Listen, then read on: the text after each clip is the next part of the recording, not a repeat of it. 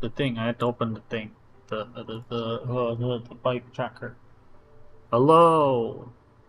Welcome to another Singe stream. Hopefully one that is um free of crashes today. Or I mean crashes, not crashes, internet outages. But 12-hour long internet outages. Oh my lord, do I look down? Mustache.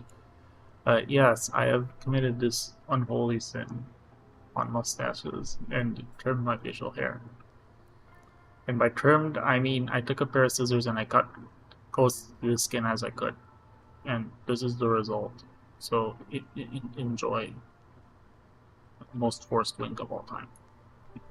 Anyways, let's see, is the thing working? The thing, the bike thing. I gotta get going. Yesterday, we were at a count of 1 for the stupid count in reverse. And I, did not do that because my stream fucking crashed. So, is it going? It's gone. Okay. Alright, we'll do 5 minutes. I'll do my 5 minutes of hyper lazy cardio right now. But Singe is many things, but not a liar, am I? Sort of. Okay, I lie a lot too. I lie all the time. I'm not a complete psychopath that says insane things every day. I mean, okay, no, I'm not a psychopath. Shoot. We do story now. War room? What did I... Oh, I think it was because I flattened one of... Or flattened, quote-unquote, I put a dent in one of those weekly boss things.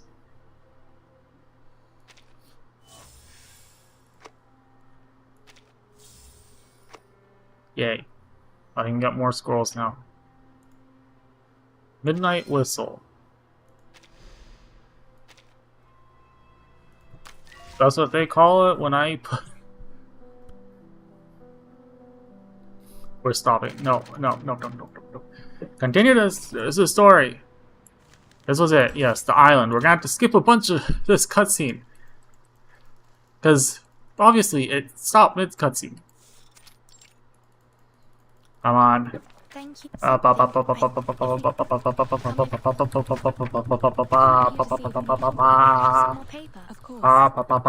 Marta. Get out of here. Bye. Sexual.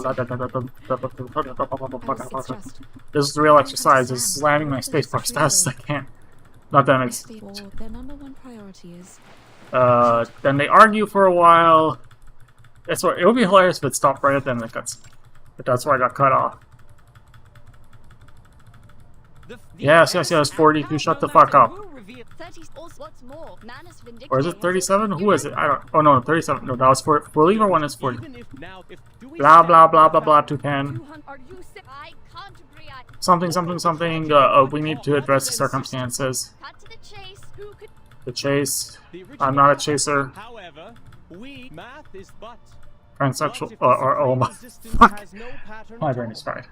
What if the ebb and tide of Numa is chaotic and irrational? Is this...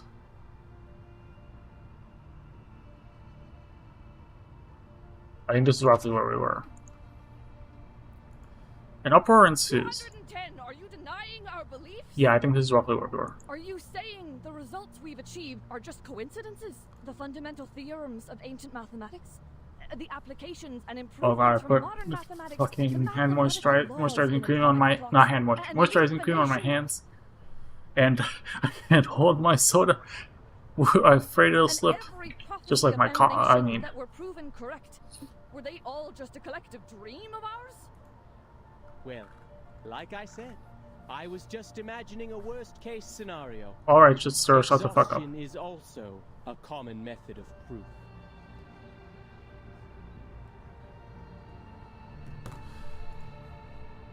Listening to you is exhausting. Oh. Their further defense becomes untenable amid loud denunciations. The calls rise one on another after another, bouncing against the stone walls of the hall and reaching the ears of listeners outside. Echoed. Yeah, fuck. I knew it was gonna cut off. Please help us, O Apiron. Correct the errors of our souls. Bring us back on the right path.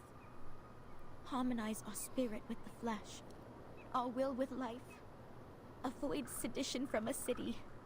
Purge sickness from the body. Are they doing a Christian cross thing, but with 5 points or whatever, like, you know, or whatever the fuck it is? I'm committing sacrilege right now because I'm no longer Christian. I'm atheist. Sophia wipes away her tears. A flock of seagulls flies over the beach. They circle and dance in the air with an unusually delicate grace, more like butterflies than birds. They don't look like seagulls. Or am I mistaken? Rector moves forward, stepping into the crystal clear sunlight, where the red-black seal of St. Pavel Foundation expressed letter is clearly visible. Are these all from the outside world? What's happening out there? Stuff. Stuff is happening.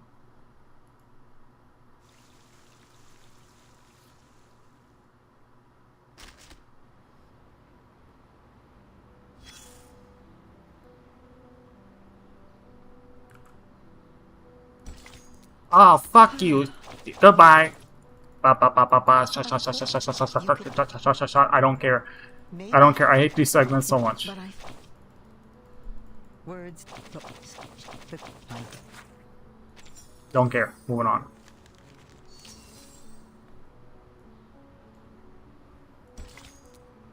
Oh, is there anything for 400 or... Oh, fuck. That's okay. 405! You had one job, bitch. Now I'm gonna have to kill you. Oh, it's been 5 minutes. I can stop. You know, fine. We'll count the remainder of, what's it, 210 speech as one. I'll do more later. Yes, we know you. You're looking for your gay girl. Your gay Yandere girlfriend. 2 vigilant eyes appear from within the vent. The Watcher silently looks over Kakanya, then opens the underground passage. I'm looking for Isolde von Dittersdorf.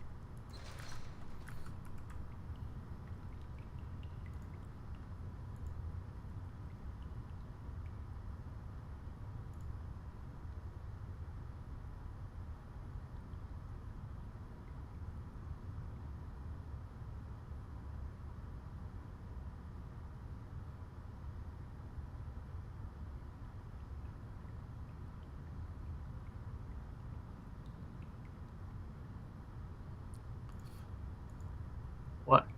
Who am I? Who are you? Small window opens high along the stone wall. Stone wall! Stop. A different Watcher now looks at Kakanya again. More. Fuck you! Why do you love doing this so much? I'm looking for Isolde von Dittersdorf. You see what I'm doing? Or, whatever. Ragged Peddler, a stranger to Kakanya, nods with strange recognition. He drapes a colorful feathered cloak over Kakanya and hurries through the corridor. You sure this will work? No time to complain, Doctor. You should be very grateful that I'm helping you. This is an invisibility cloak from I have no It eyeballs. took the hair of 2 witches to make one. No one will see you, even if you are right under their noses. Okay. The stiff feathers cover her entirely, making Kakanya feel like an odd, flightless, if colorful bird. And during the discomfort of the smell, she quickens her pace. Those witches stinky. The sound of her own footfalls accelerates her heartbeat. Though she tries to remember, they are only audible to her. She turns a corner, then passes through another corridor. Things might as well have gone smoothly, if not for some unexpected occurrences. Huh? Huh? Where did the feathers come from? Holy, it's losing feathers. I should have known these arcane devices were unreliable. I'm so close. Kanya breaks into a run, her billowing skirt escaping the cloak's cover, and so appearing in the air behind her. Hey, wait. Isn't that the wanted criminal Kakanya? The traitor! Disturbing the peace, inciting treason, and bewitching citizens with arcane skills? How dare she infiltrate the government? Why are you giving this whole ass speech? Go after her, dumbass. You're under arrest! Pew, pew, pew.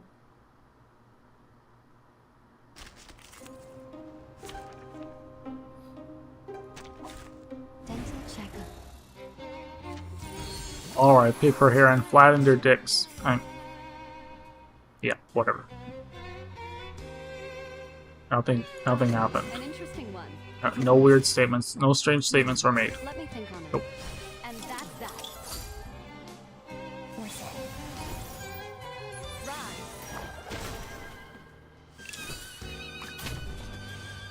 Adios.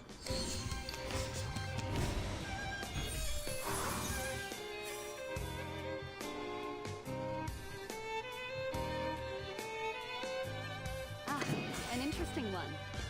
To the right. To the left. Ah, what a bloom. Late term fetus deletion. I mean, Down. whatever. What? Apparently. Now, to preserve this memory in our dreams.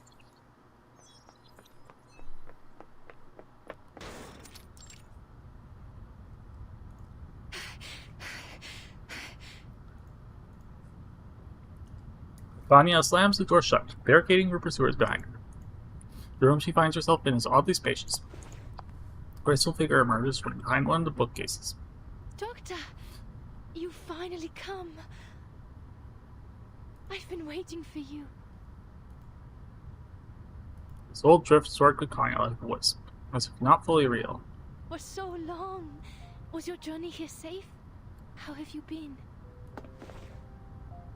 Kanya can't help but step back cautiously. Isolde, what is going on? What have you and Heinrich done? Why did you say that at the exhibition? Who were those people helping me on my way here? What's with the golems, the secret tunnels, and that turmoil? You vanished from the exhibition, and now the Circle is considered a treasonous organization, and our members are now wanted. She's working with Manus would dictate. Newspapers are criticizing us. The New Free Press called us treasonous and naive. Like a teenage runaway. The Yandere girlfriend decided that if humans won't accept them, she'll just kill all of them.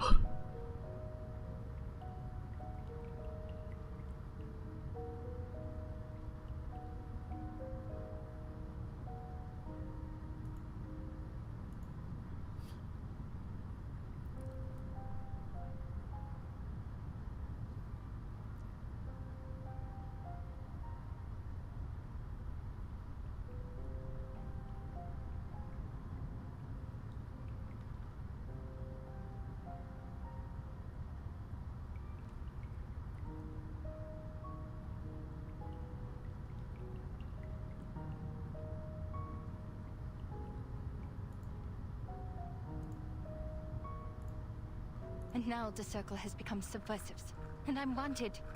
They even thought the chaos and subsequent turmoil were planned by me. This is not why I founded it. And now you invite me here, claiming to have found the way to realize my dream. You're confusing me. Are you still the Isolde I know? You... Please listen to me, Doctor. I've been meaning to tell you from the beginning.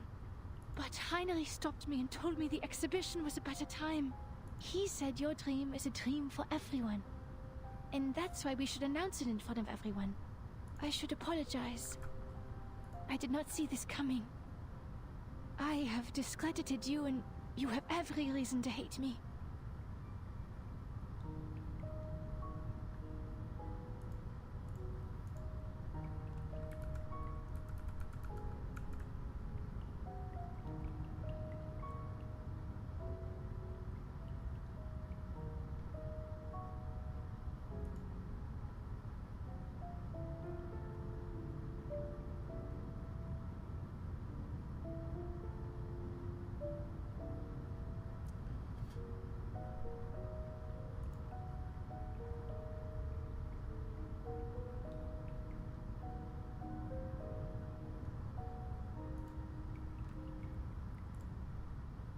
She Orly hides disappointment from her face, wilting as the light in her eyes dims momentarily. But worry not, Doctor. I give you my word. Soon you won't have to worry about anything. These Then people Jeff don't goes too far. understand your dream, and they won't become your allies. But we are different. We'll kill everyone for you. Something something Aaron blah blah blah.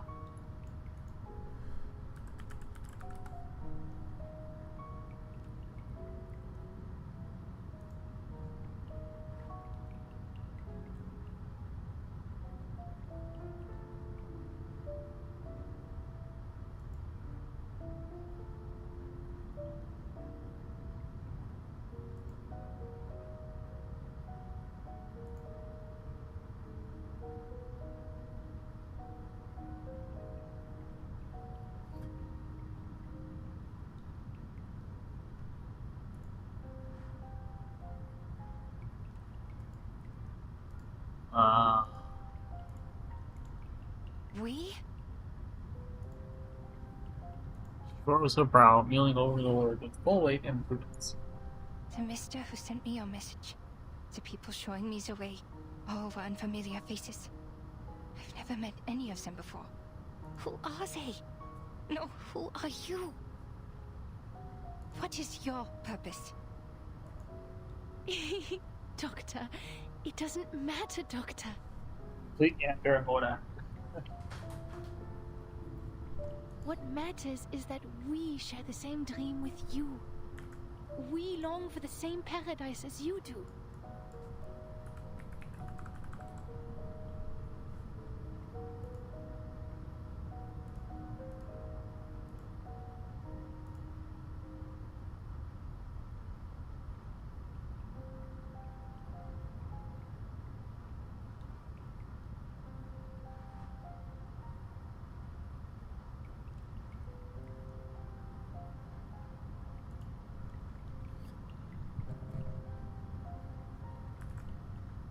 That glorious kingdom of freedom. She steps towards the void again with staged emotion, her smile as beautiful as been in any performance. Isolde, are you seeing illusions again? No, Doctor. I'm completely cured. You healed me. And now it's my Pussy turn magical. to treat the world Okay, with that's you. not. Let's scrape the just paint kill off me. the top. But Reveal its take true my colors points and away. shape it.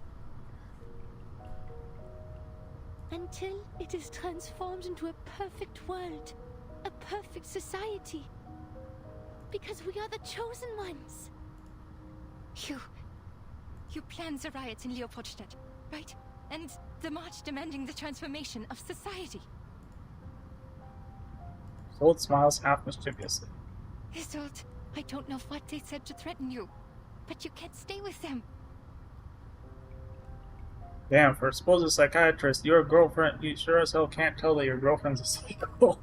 They're not treating you. You're committing a crime. Actress stands bewildered, as if she had never considered it at all. But I did exactly what you told me to do, Doctor. Me?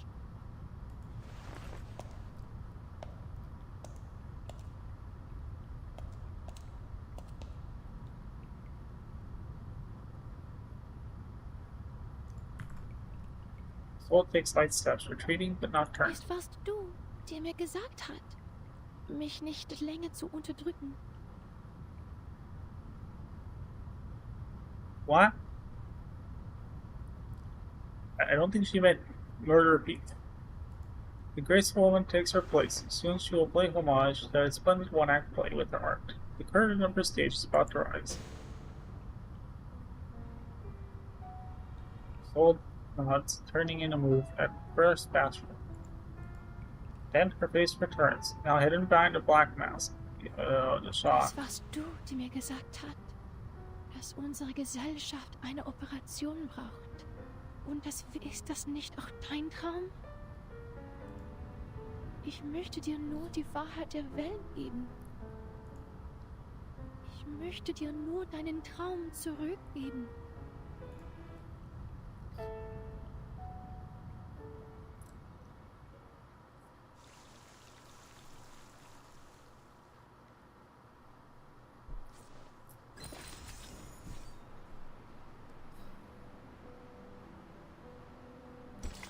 Back to Matilda. Alright, I'm gonna resume my biking. Position myself. This is not Burn lazy. these letters, Oh Marcus. god, I'm gonna have to choke down. So much powder. Powder. Oh, or should I start with... No, I'll start with the powder. Fine. Suffering. What? One last day. One last day, I'm done with this garbage. Or, done, I mean, I can go back to 5 grams. Destroy them in accordance with the Field Mission Manual Article 341, so that no one else can read them.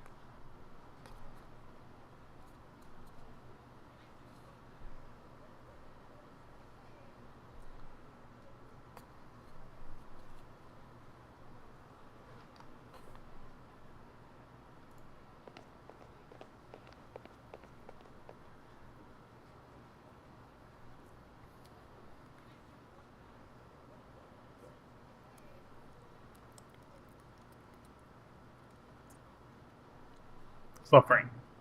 Hoffman walks briskly, handing over the latest reviewed letter to her assistant. Okay, Madam Hoffman. But shouldn't we reply to these messages from the field squad?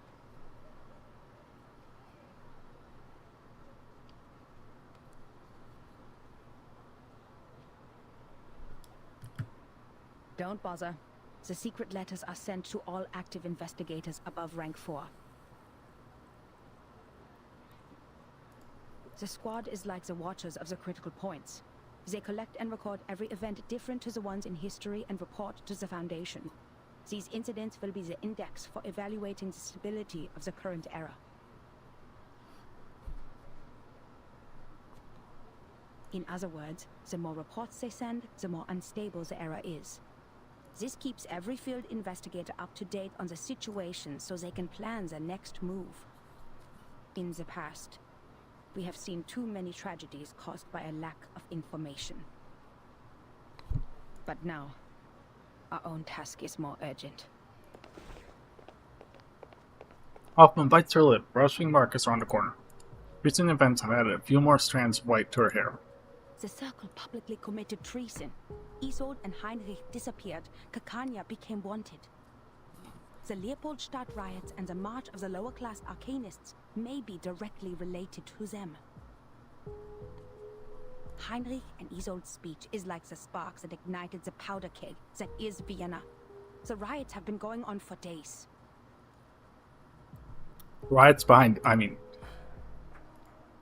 But why was Miss Kakanya wanted? She didn't act out of line in the exhibition and seemed totally unaware of the speech. All she had was the book which didn't belong to this era. Clearly, Heinrich didn't tell her a thing. It is because she is the known founder of the Circle, and a middle class with no background.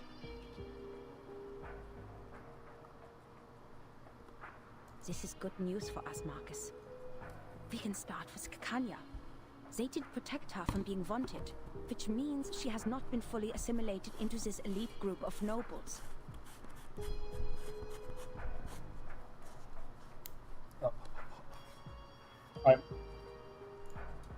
It's over. How Suffering. typical of Manus Vindicate. We need to find her fast. Luckily, the spider tail you put on her is reacting. Why is there stones falling from the... Whatever, I'm joking. Stones scrape over the top of her head. Investigators turn back in shock. The statue standing at the entrances of the Foundation's Vienna branch has just been shattered to pieces. A hysterical laugh can be heard booming from the 4th floor window. Go to hell, you dirty, disgusting officials! For a kingdom of freedom! For a kingdom of freedom. Shoot, they're attacking the Foundation branch. Focus on what's important. Do it, kill everyone, burn everything to the ground. They're coming this way. Oh no, critters! Instead of critters, it's the critters like the people that crit your paper, also known as reviewer number 2. That's far much scarier. Embrace rather than resist.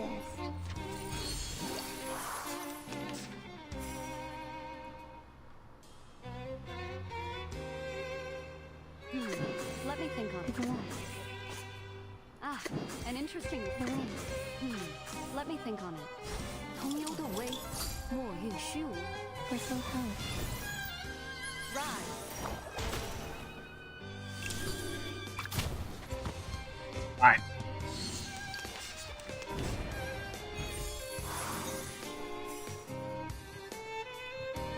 Do you not realize you have literal fancy cats on your side?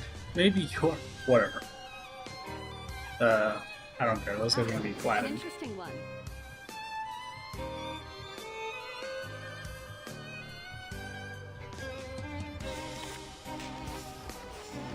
It'll all be fine. Ah, what a bloom. Thank you for your cooperation.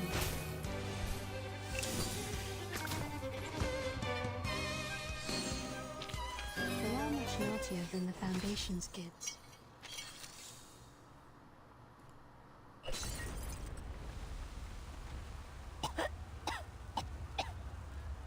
Hoffman is now Kaufman. I'm so sorry. I'm sorry for nothing. Fuck you, Germans. I mean, not for here. Next question. A strangely scented smoke spreads out over the street, making the already chaotic scene even more incomprehensible. Something's wrong with this mist. Maybe the evaporation of the arcane potion.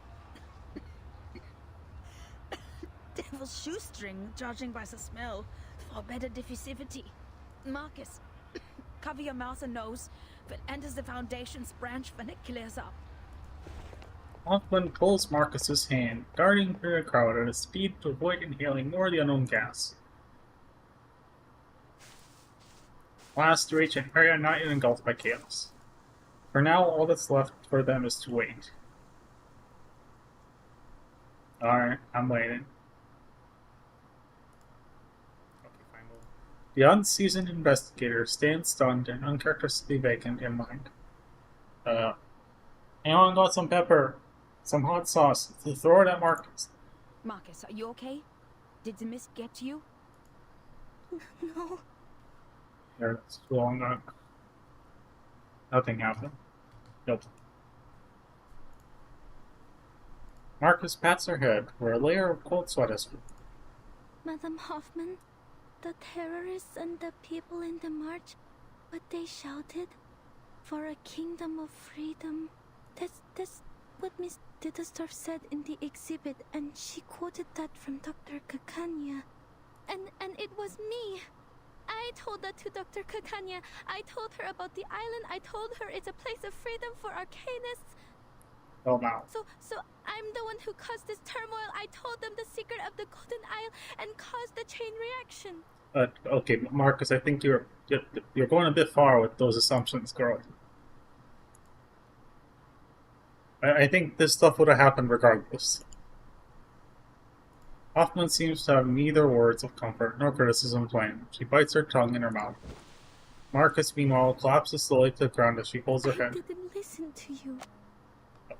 I'm too reckless. I lack rational thinking. I'm unstable and out of control. And the one thing I can control, my arcane skill, didn't help at all. She needs depression meds.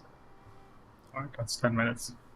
You vouched for me and appointed me to the field mission from the headquarters, but I... Maybe it is like what you said. Hoffman rubs her temples figuratively, ignoring the now pale complexion of her subordinate. Maybe you did play a role in this era, causing a butterfly effect in history. But trying to be responsible for everything beyond one's capability is a symbol of irrational hubris. Mm-hmm. First of all, creating chaos in this chaotic time is more than easy. Just look at all the frequent ethnic conflicts, assassinations and espionage. If not the Circle and his old, the Manus will find themselves a different flashpoint. You never know how the leaked information will simmer. Its subsequent spread is uncontrollable, and remorse would be useless.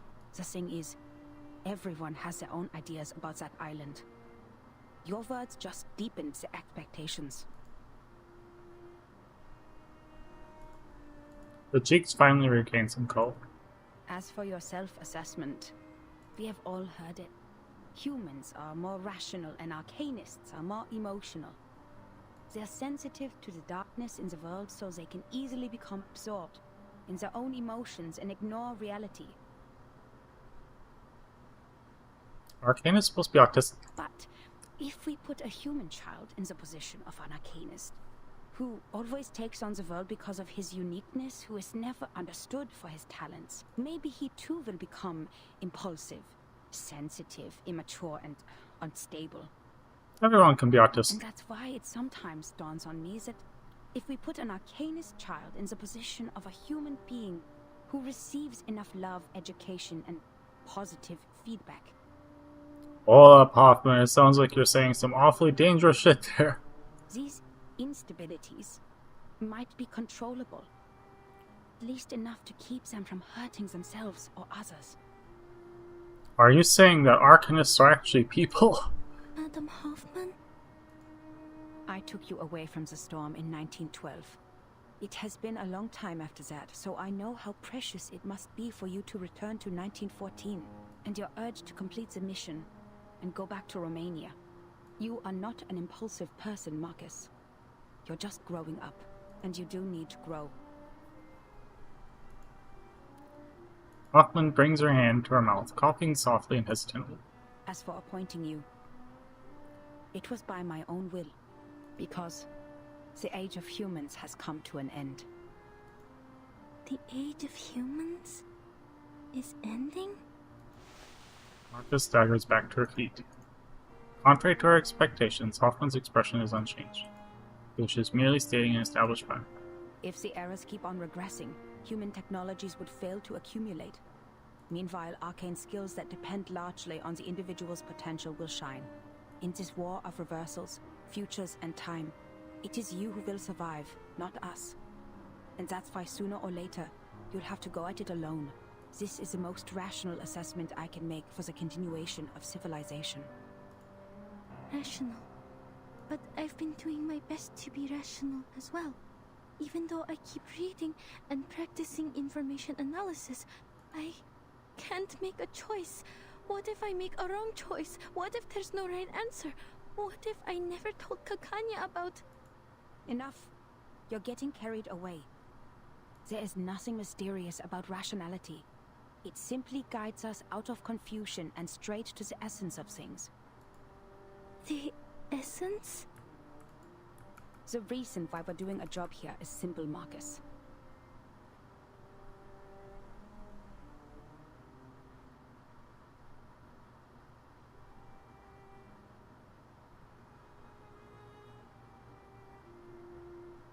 Arcanists keep going to the menace.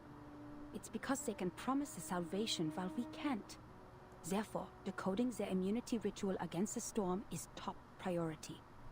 If we can't, being isolated on a small piece of land, we're bound to meet our end in this temporal catastrophe. We're not the only investigators sent by the headquarters. So our mission is to collect every clue left by the menace and send them back to La Place. Everything else is secondary. Marcus presses her lips tightly, not wanting to speak. Takes a deep breath, following Hoffman's words as they step out of the darkness. She can do nothing more than focus intently on the current situation. Madam Hoffman, besides finding Miss Kakanya, there may be another way. That painting, the last work of Theophil, the Salvation. Something's off with it. When I read it in the exhibition, I felt a familiar afflatus. It was concealed in a clever way, but I noticed the traces of concealment. Manus's arcane skill. Marcus hesitates for a moment, performing at once a nod and shaking her head, creating a muddled response. But I couldn't read anything more from it. If we can persuade Miss Kakanya to help us with her arcane skill... Is her arcane skill similar to yours? No, quite different.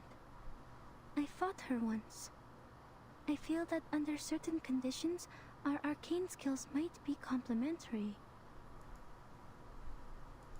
Marcus pauses wholeheartedly, once again drifting into her own thoughts. Well done, Marcus.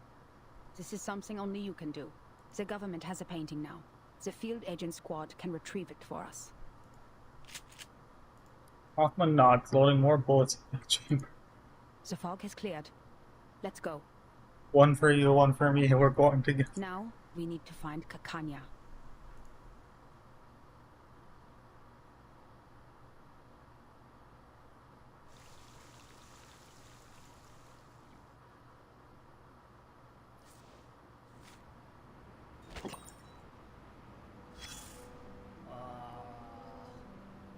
Darling, did you hear that?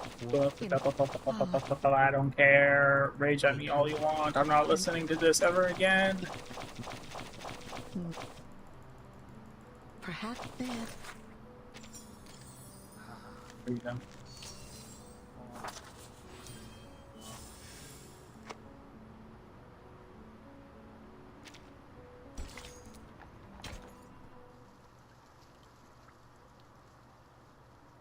Oh.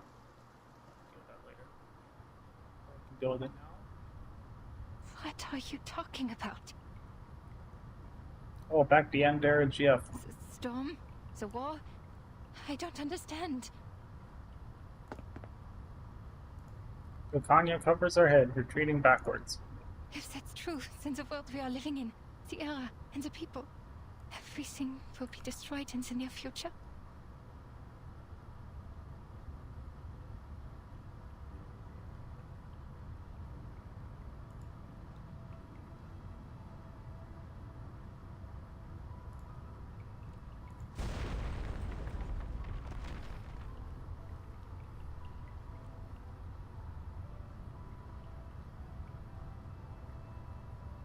Outside, the thick smoke rises. Far away, the windows of the cafe are shattered by debris and people scatter in all directions. In the distant grand halls, in exquisite mansions filled with roses, the waltz of the great empire continues to play. Only the chosen ones will survive the storm. What about the others? Millions out there have never even heard of the storm. I think it might. What's the population in billions at this point? I don't know. Actually, Yes, only the chosen ones will survive the storm. This is a trial, Doctor. She remains smiling and calm, like an uncanny portrait of her former self. The person Kakanya feels she no longer knows, or maybe never did. A trial? Then who started it? Who decided the standard? You? Or the so-called guiding one? God? Or the supreme existence? Who gave them the power to decide the fate of others? Who allows such absurdities to happen? She steps forward with each salvo in her barrage of questions, voicing the confusion burning in her mind. What is the past with the right order? If time just keeps going backwards, when and where will it stop? To a time when man did not exist? Or to a time before civilization? Then why did we write poems, pursue art, and develop civilization? Why did we try so hard to make progress? What was the point of it all? Her chest heaved like a burning furnace. Rage red hot in her face. Meanwhile, the delicate figure ahead only slightly froze its. I don't understand, Doctor. The cold face tilts as if taken with genuine bewilderment. Why are you so concerned about the others? Huh? Anya suddenly feels a chill rising from her hands and feet. When we reach the new world, we can fully realize your dream. We will create a kingdom of freedom for everyone. As for the embers of the old world, they are like a tumor that should be removed. I care about them. Tumors that should be removed? Anya watches her bow. She remains standing on the stage. Sol gently lifts her skirt, swaying her body as if dancing, her voice melodious as if singing. She's doing her villain song. No one else hears the silent wall she's dancing to beneath the drumbeat of explosions outside. Look at this painting. How chaotic it is. Look at the repression in the darkness. Look at the beasts in the people's hearts. And the maggots under the golden surface. Alright, Kakanya, if you want to be a real anarchist in this moment, you pull out your gun and you shoot her in the head. Problem solved. listen to them as they listen to me. The shadowy echoes inside the skulls, the cacophonies of chaotic colors, the smudges on the canvas of rationality, and the filth in front of magnificent boulevards. They were excised, suppressed, the top paint scraped off and replaced with an empty, monotonous white. Yet, in the end, they will be released to the fullest, to everything. She stands performing the steps of her waltz, her skirt tracing a circle as demure as satin shoes on her feet. As she dances, a close cacophonous roar rises from the window. Downstairs. Is that an explosion? You... Dancer before her suddenly seems more dangerous than ever, but her feet are stuck, as if coated in resin, unable to move her step. Theophil has left. He shone like a star in the end, just as he wished. But the rest of them, with their rocks and shattered windows, are still left to struggle. If only I could help them, just like how I helped Theophil. What do you mean you helped Theophil? She smiles, an arc filled with saccharine pity. You didn't hear him. You were not there. He ran at me, stuttering my name. Every inch of his skin was ravaged by flame. So much pain. So much spectacle. I need to get water! But he was already on fire. And the only water I found was in his skull and veins. Suddenly stops as if music score has reached the rest. Isolde's arms extends, her thumb points up, her index finger extends, pointedly, her forearm lifts into a shooter stance. The sound of this empty gunshot pierces straight through Picania as surely as a bullet. No, Miss Ditterstoff. Isolde, you shot Theophil on purpose? The doctor's lips mutter, voicing the question as if to herself, as if searching for proof of her own in her own memory. She still remembers the fragile trembling that filled her embrace that day, and the sensation of tears blah blah blah blah. She cray. Backwards turns around, never before so true to life. You were right, Doctor. Lifting your repression is the first step to liberation. I am fully cured. Look at me. Did I do a good job?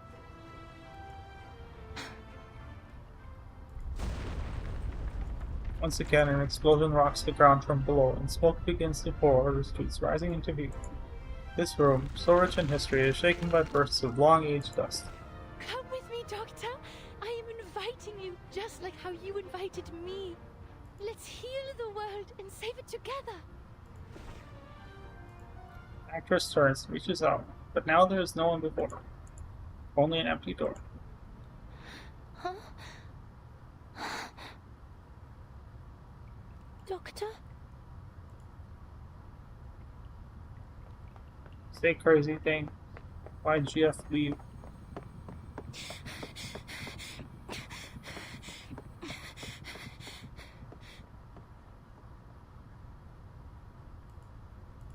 She runs, her mind forcefully blank. Without the luxury of reason, direction, or purpose, she flees on instinct alone. Finding her way back quickly reaches a dead end. The path she came by is obscure, everything warping beneath the unsettled dust. There! Is that Miss Kikanya? Relax, people. Miss Kikanya is on our side. She has helped us a lot. Ilich? Behind Ilich stands a throng of bizarre figures. Immigrants without residence permits, workers who can't pay their rent, farmers who have lost their land, traders who can't afford to wear, critters with nowhere to go within the city. What are you doing? A gentleman from America said we could do something big here. So I gathered everyone. We will march down to the Kietnerstrasse to the Vienna branch of the Foundation. Our slogan will be, equal rights and freedom for Arcanus. How American is that? I don't know. I think you might be thinking wrong, America.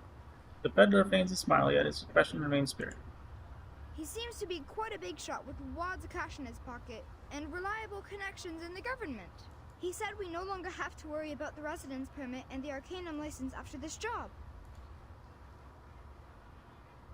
Yeah, because the storm's going to delete you. No longer. Akaya chews on the words absentmindedly, but the hopeful figure immersed does not seem to notice. Aren't you coming with us, miss? This kind of activity is your favorite, isn't it? Hey, where are you going?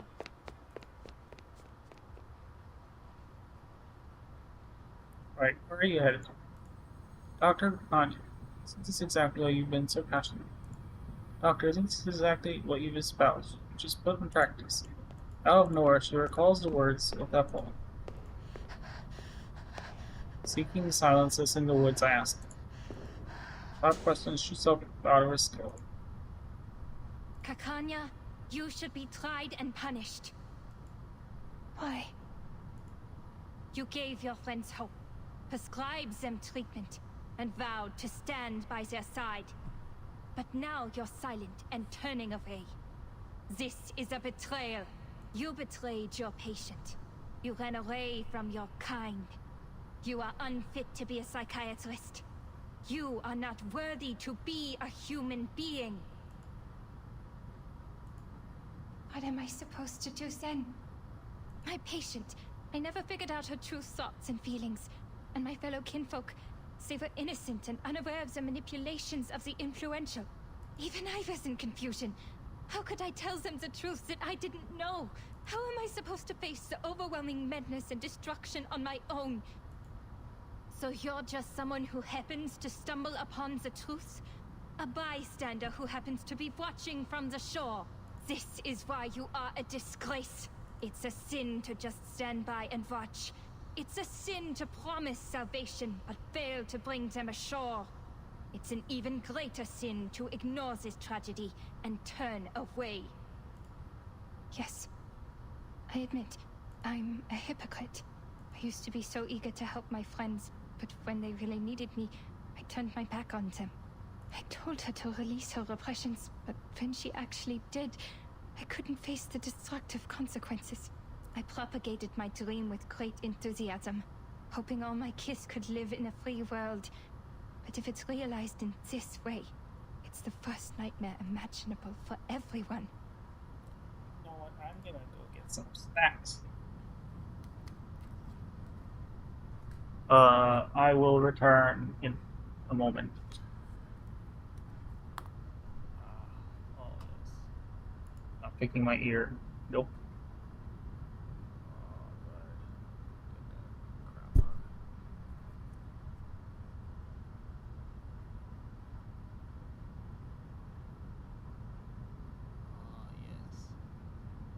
Itch, itch, itch. Sketch, sketch.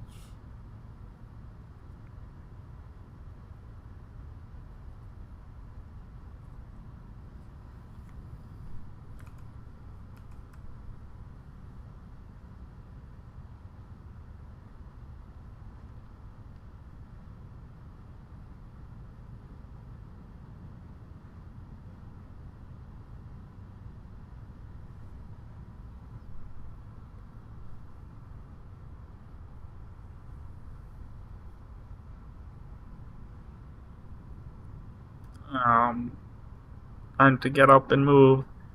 Get the snacks. Blah blah blah.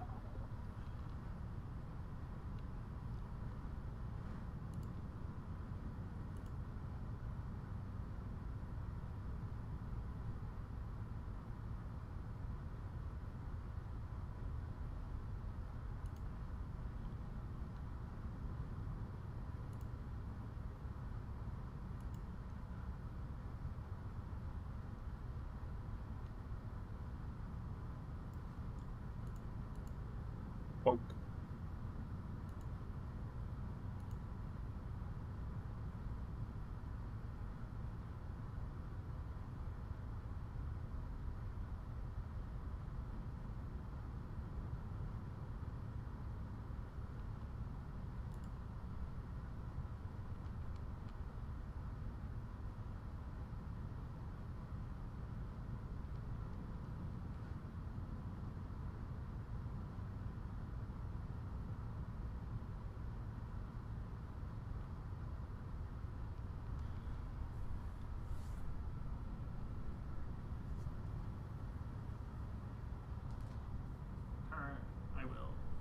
Thank you, Anos.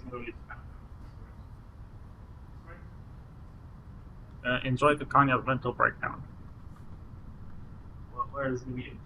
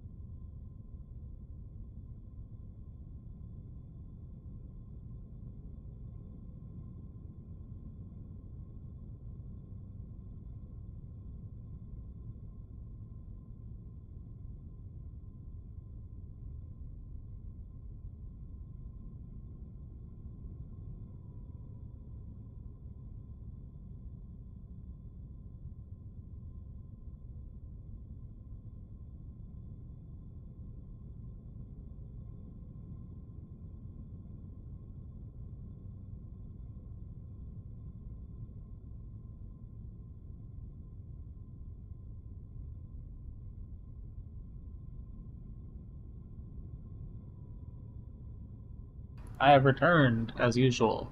I'm gonna finish this break up. Come on, chips, salt, please, salt. I don't want sugar. I want salt right now. Salt. I don't have problems with salt.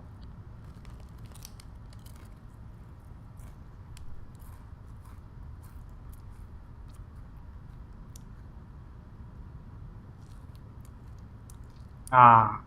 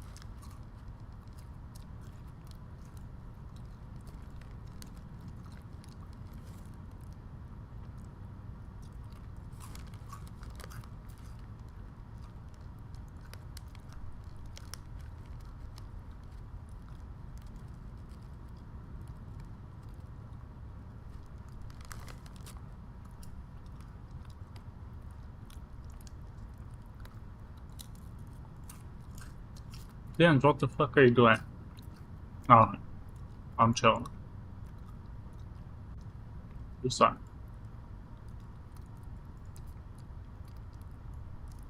Oh fuck. Thing.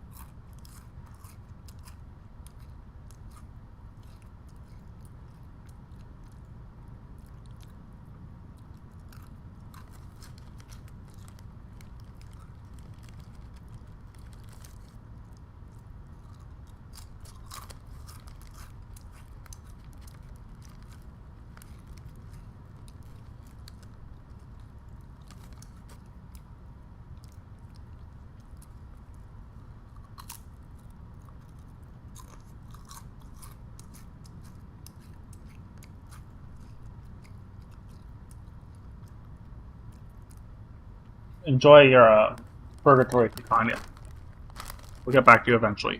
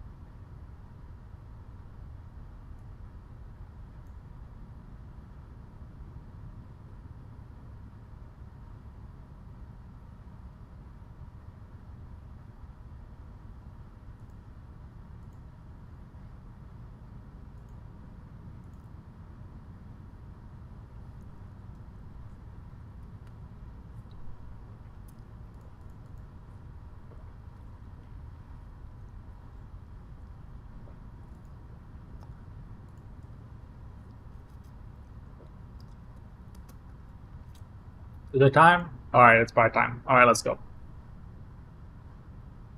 No. Enough time has passed. I said I would start the secession of the Arcanists, but what is the essence of this movement? A rebirth? Or a complete betrayal? Kill everyone. Kill everyone. Murder everyone. Kill them all dead. Just like my father, mother, and brother, who tried to shed the label of Arcanist selling small wares as soon as they climbed up the social ladder.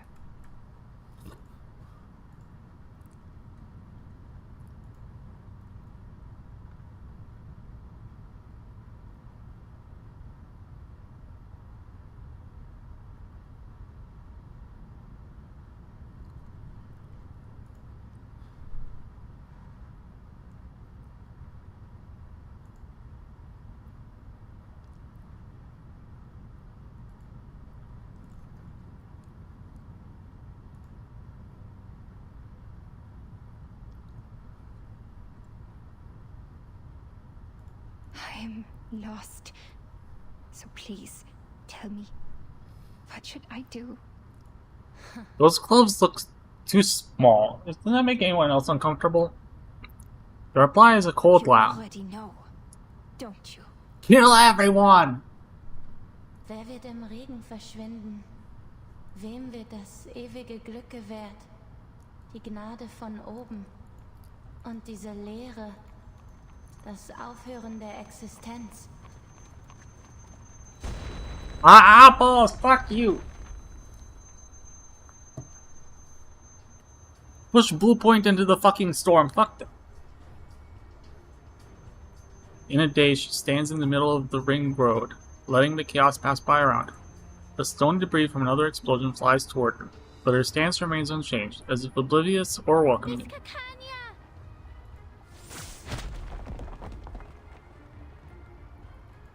The stone suddenly changes its trajectory. Her body is pulled away. The figure shaking her is a familiar face.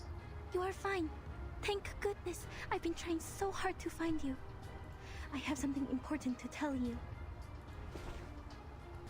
Young assistant clutches the doctor's sleeve tightly. A catastrophe is about to sweep across the globe, but there are still things we can do. If it goes smoothly, perhaps we can save plenty of lives.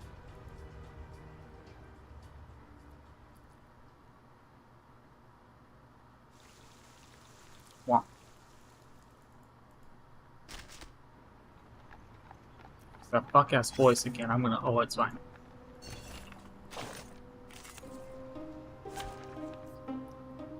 What do we say to the voices in our head? Die, bitch.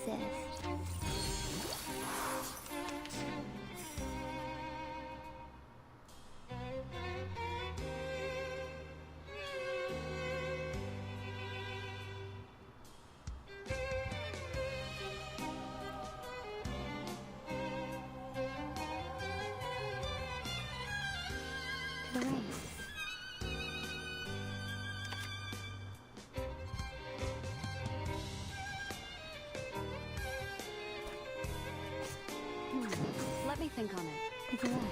Ah, an interesting one. 朋友的way，莫运虚无。Fine. 天道变，骑士好还。Dios. 喏，法子领着。 I don't know what Chinese.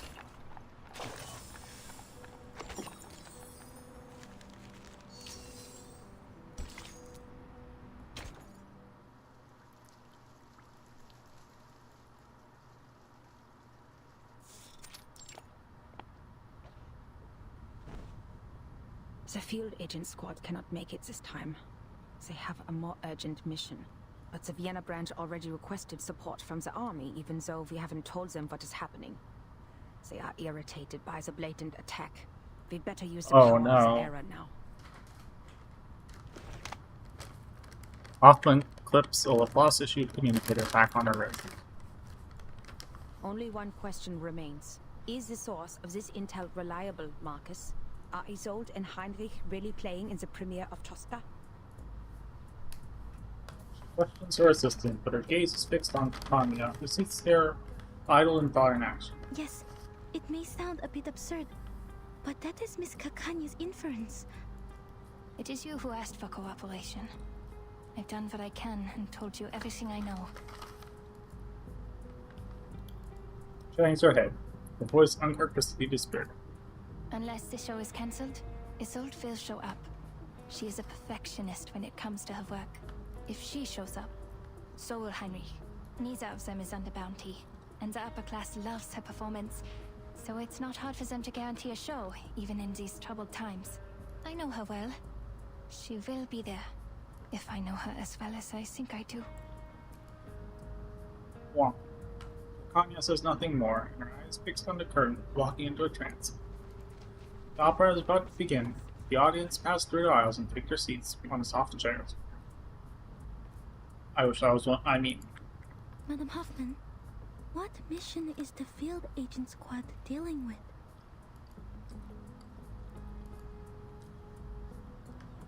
Martha speaks up, crying, in the manner of her books on conversation, ease the momentary awkwardness. Assassinations. There has been an outbreak in the Empire over the past 3 days. They are sent to guard the important people. We're out of manpower right now, so don't expect any backup. But don't worry. We don't need to capture or defeat the menace. Just focus on the original ritual. Put your own safety first. Understand, Marcus? Marcus signals to understand. Once again, she dives into her read on the interior of the Vienna People's Hall. The audience is bigger than the tickets sold. I counted the seats in the balcony and the gallery. There are still too many people in the main hall. Are they all staff of the Vienna branch? Nope, their man has been vindicted. Obviously. No. This could be the doing of Manus Vindictae.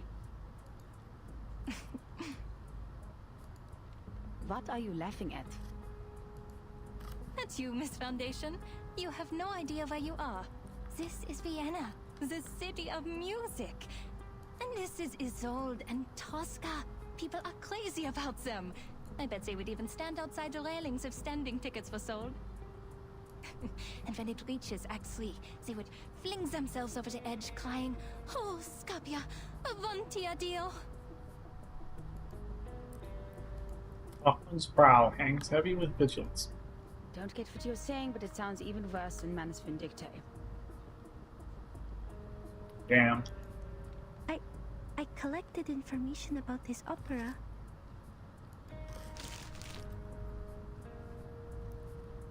I hate opera. Fucking opera snobs. Of which I have none in my family. Totally. Nope. Marcus hands off another stack of material to her mentor. Rome, 1800s. Painter Mario Cavaradossi and singer Tosca are two lovers. Where the stupid at? I'm not doing any exercise. There's no stupid. Cavaradossi has been arrested for helping the fugitive Cesare I should have said Angelotti, former every consul to the Yandere Roman instance should have been whatever. To save her lover, Tosca turns to Scarpia, the chief of police. Mistake number one. Scarpia has coveted Tosca for a long time, so he proposes that Cavaradossi will be freed if Tosca gives herself to him. Tosca submits to him, but when he tries to embrace her, Tosca stabs him in the heart with a dagger. Good. For heaven's sake, how did you make that sound so boring? Okanya stands up, unable to bear the indignity any longer. German, that's how. She reaches out, snacking the stack. I don't think you should read this script ahead of time. It takes away all the surprises. Just let the singer guide you and immerse yourself in this world. Isolde is very good in Falls guiding the asleep. audience. She's the best there is. Kanya grips the script tightly, reading and willing to defend her beloved play. And her Yandere girlfriend. I hate live music. Live music is the fucking worst. I just want to fall asleep the entire time.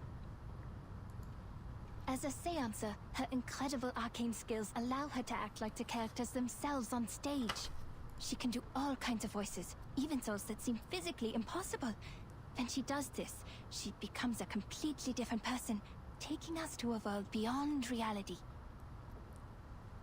The world of me falling asleep. It'll feel like witnessing a miracle firsthand. Number 1 sleep ASMR. She realizes her behavior is, for the moment, quite grossly inappropriate. Just like what she does with Isolde in private. But Kanya leans back down and removes her glasses, holding them in her hand. Sorry, I got a little excited. They have a portrait without the glasses. So, That's hilarious. This is how much I looked forward to this opera. She trembles as her hands reach up to grasp her forehead, her voice falling into a sob. Marcus hesitates, but eventually reaches out, placing a hand on her shoulder. I'm sorry. I know you still see her as a friend. What did you say? What did you say, Marcus? That's the worst thing you could possibly say, girl. You were wrong. She's her girlfriend. They were roommates. I'm just thinking. I thought I knew my friends and my kin. But really, I had no idea of what they were truly thinking. Even with this mirror and all the psychological theories. It's like Tanya. It's normal for psychiatrists to be dumb as fuck. I am like Pandora who opens a box without knowing what was inside. Was it hope or destruction? That sounds dark.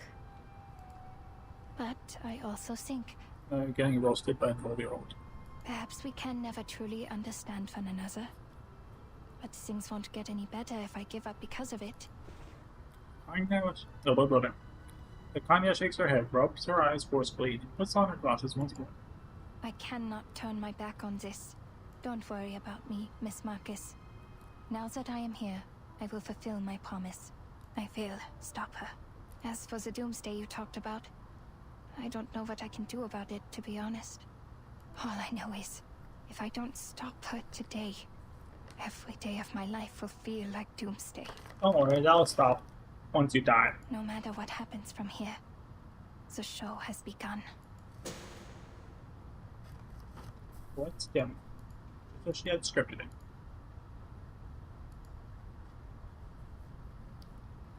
The black-haired opera singer steps onto the stage. Okay. Please, enjoy. Even if the world ends tomorrow, we still have a show to enjoy.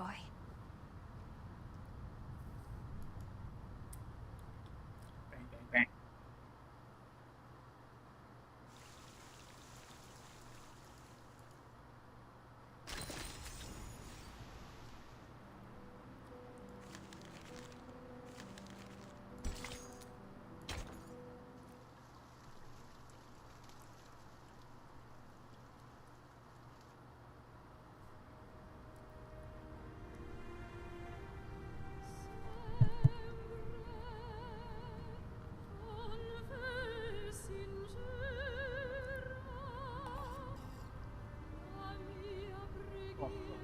If I skip this, people will kill me.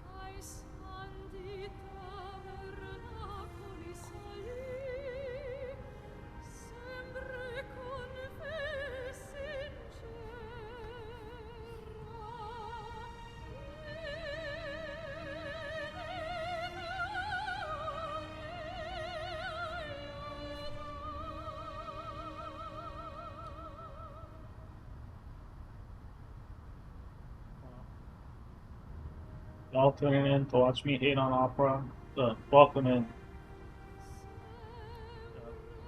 You think I'm gonna be happy about this? No, you found live music's biggest hater.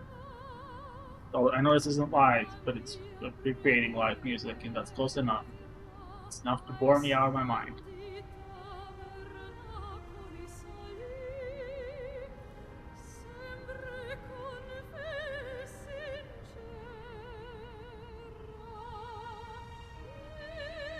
Wake me up when it's over. I'm gonna nap.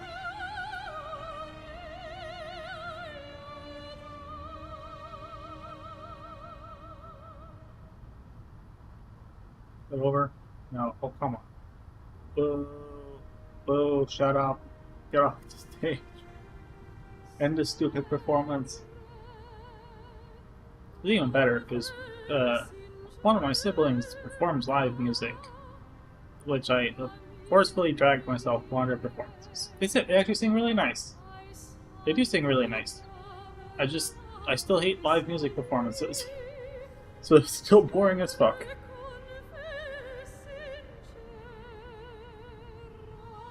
They even had a solo. No, they had a solo. So.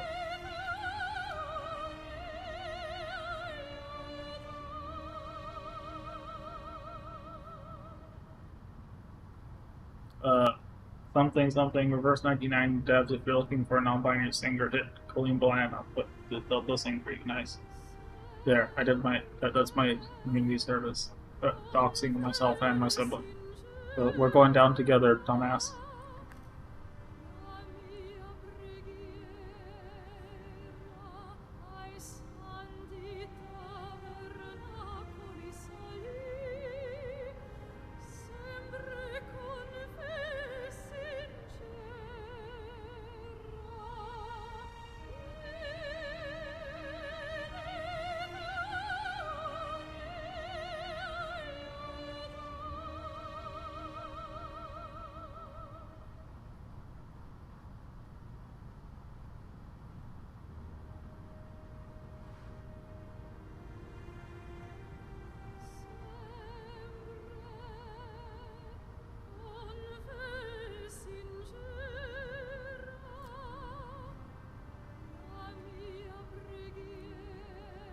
What language is this? Italian? I said it was Rome, right?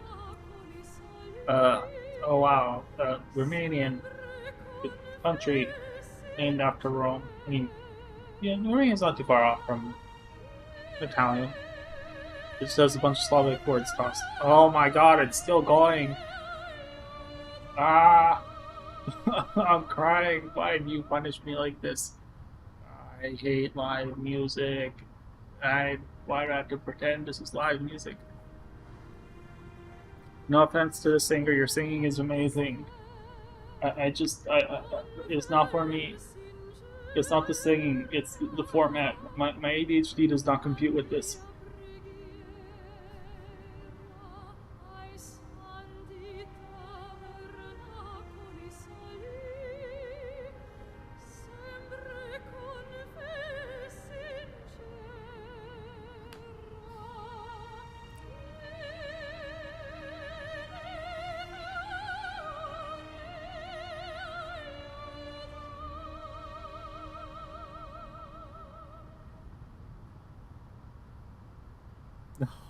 No, no, there's more. How much did they put in here? Oh my lord. Oh. It is going smoothly. Oh. Oh. Oh. Oh. Thanks for letting me know. I appreciate it. The Sims hurt themselves in confusion. Whoops. Looks like Isolde is going to finish the show. Yes. Yikes moments. That's one. I'm counting that as a stupid moment for myself. Get on the damn bike. Get on the bike. But how did she get on stage? No one saw her backstage.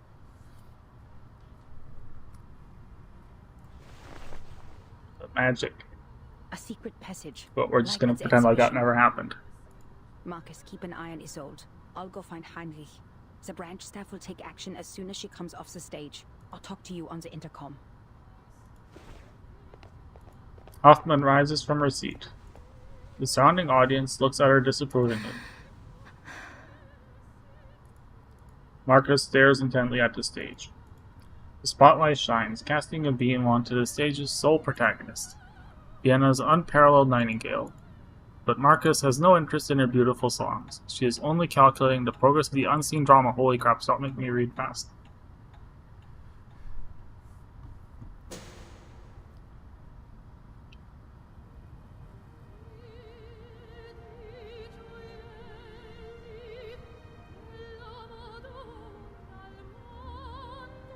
Alright, I'll let it play out once. This time I won't make the same mistake.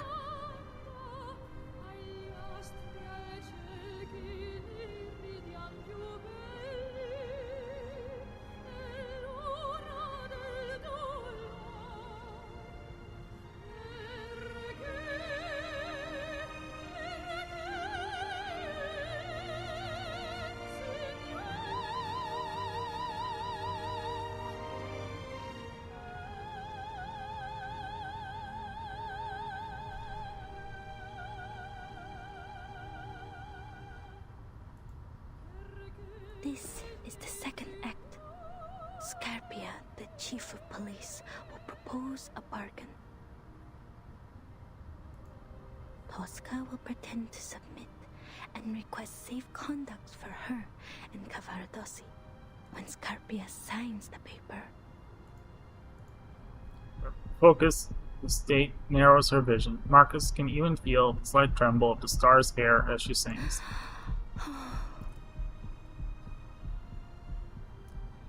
Girl, what are you doing? Are you watching the damn performance? Are you doing your job?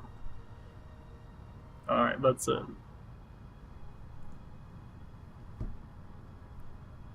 I guess she's a true Romanian, unlike me, and she's too obsessed with Rome. Which, I don't think any Romanians talk about Rome. Tosca bows before the statue, brewing her revenge. La più breve Civitavecchia? Oh. A small piece of paper is retracted from Tosca's fingertips. Almost there. Almost there. Tosca lifts the red sail from the table. She picks up the dagger, plunging it into the heart of the police chief. Facing the man lying in a pool of blood, she laughs aloud and maniacally. Wow, truly a method actress. Questo è il bacio di Tosca. I think she killed him for real. Wait, something's wrong.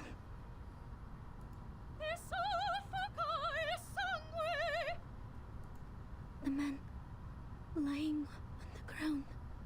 I wish it was me. Please. And myself. Mr. Call from the branch? Oh, okay, deserved. Bleeding? Marcus shoots up from the gallery. The information her reading reveals causes the telescope to spin, to slip from her hands. Wow. What? Are you sure? Definitely Miss Kakanya. He's not acting. That's real blood coming out of Mr. Call's body. That happens when you get cut, or bleed, or whatever. The assassination in this story has become reality. Why is the show still on? Because Mr. Carl is a bitch. Why isn't the audience reacting? What about the branch staff? Madam Hoffman, can you hear me? Her cries go unheard. The audience remains attentive and silent. There is no sound from the communicator. What is going on? Kanya rushes down from her seat. She runs through the audience, whose expressions remain unchanged, with heads locked straight onto the front of the stage. It really is Mr. Carl. The pool of blood beneath Carl slowly spreads, steaming in the cool air. Why is no one... Are you all mad? A man has been killed, don't you see?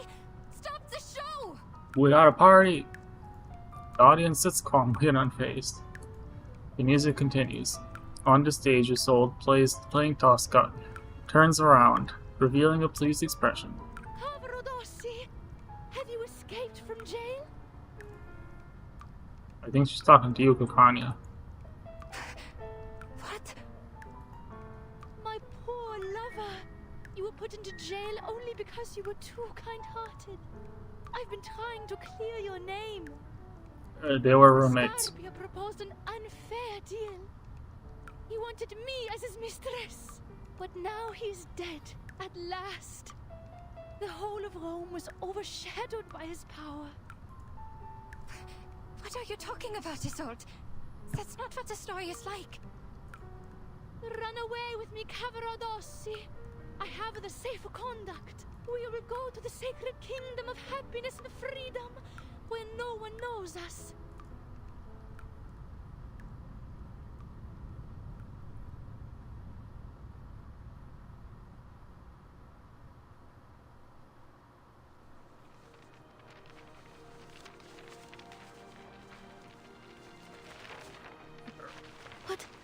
What are these?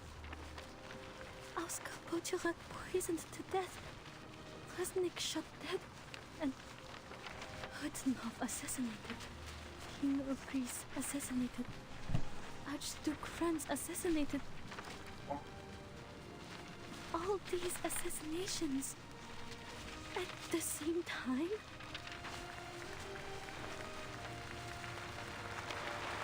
Walls come from the main hall, from the balconies, from beneath the dome, from beyond the unreachable sky, all converging into an unstoppable something that I didn't get.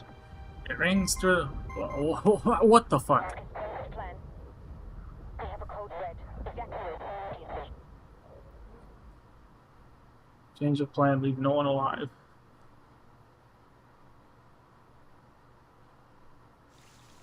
Played Warframe, you know.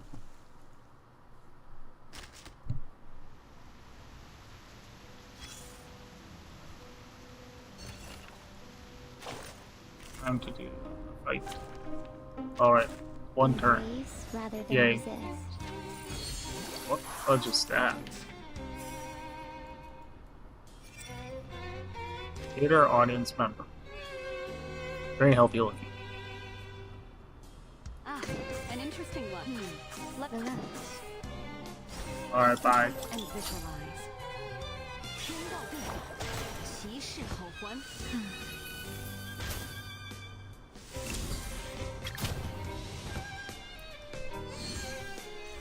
We are much naughtier than the Foundation's kids. Finish my 5 minutes of biking. For another 5 minutes. Really, you can't escape murmurs of remaining standing. Venus, Venus, we can't oppose the people.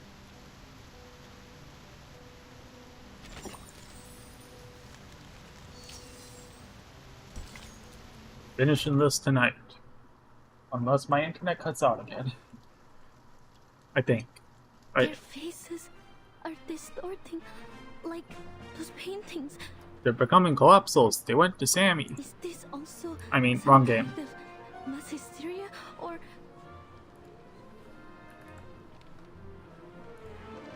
The opera house is bizarrely noisy, and the people within are restless. Anyone seen my glasses? Could you pass them to me? Oh, they've grown on my eyes. Don't mind me. Womp. The cheering crowd stands on their chairs, clapping uncontrollably, shouting with maddened fervor. Questo è il Bacio de Tosca. Come, friends, Keith and Keen, take your daggers and get up there. We will all kill our own Scarpia. Those so-called upper-class people don't deserve the best seats. Visitate, visitemore.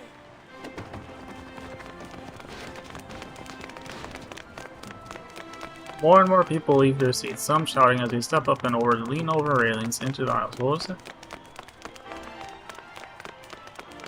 What is this? Isn't it? Oh my god, what is that noise? Okay, move on. I can go back and analyze the Latin in a second. Music still plays, and the curtain has yet to fall. Okay. Visi d'arte, visi d'amore. Visions, dreams of art, and dreams of love? Something like that? Man. I can almost feel the blood splashing on my face. Tasty. There's no doubt this is art. The way in which reality replaces fantasy. Was it? I've never seen a show like this before. Was it The Ring? I think they would like you, from Limbus Company. Zilla, Wolf, what happened? Have you got blood on your faces too? Is this part of the show or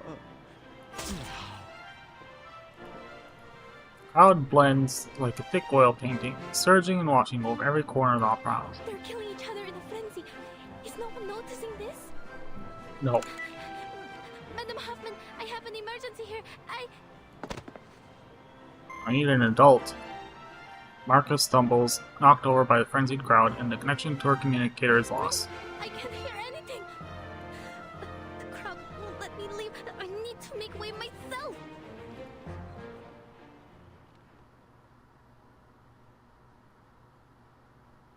Not bad. Dental checkup.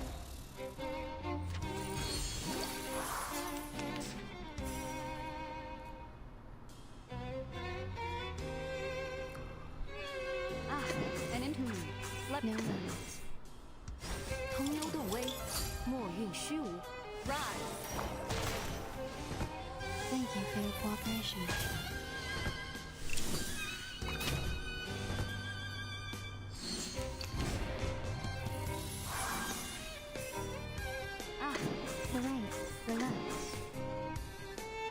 Oh, extraction. Cool. Just do that. That's probably fastest. Ah, what a bloom. Look. I smell the scent of mint oil.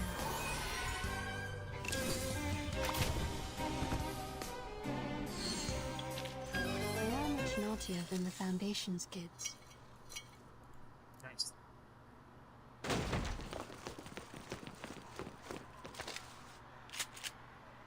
What the fuck is wrong with Austrian artists? Every time, it's always one of them. Someone rushes out from the shadows, drawing a sidearm. Quiet! Be quiet! Go to hell, you terrorists! The rival had meant to bring order, it only succeeded in making the scene that much more chaotic. Average police person. Gunshots, screams, roars, and bellows meld together.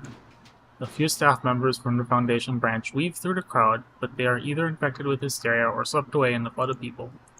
Marcus dodges awkwardly among them, like a leaf in a rushing river. I need to disperse them. At least open up the exit. Marcus, what are you doing? I said evacuate. Hoffman hurries from the other side of the curtain, pulling Marcus away from the swarming crowd. But people are dying. It is our duty to... I just got a message from the headquarters. The storm is The starting? timekeeper has issued a 24-hour storm warning. Yep. What? The menace has carried out several assassinations on the same day. The instability of this era has reached a critical point. Wow. Which means the storm is coming.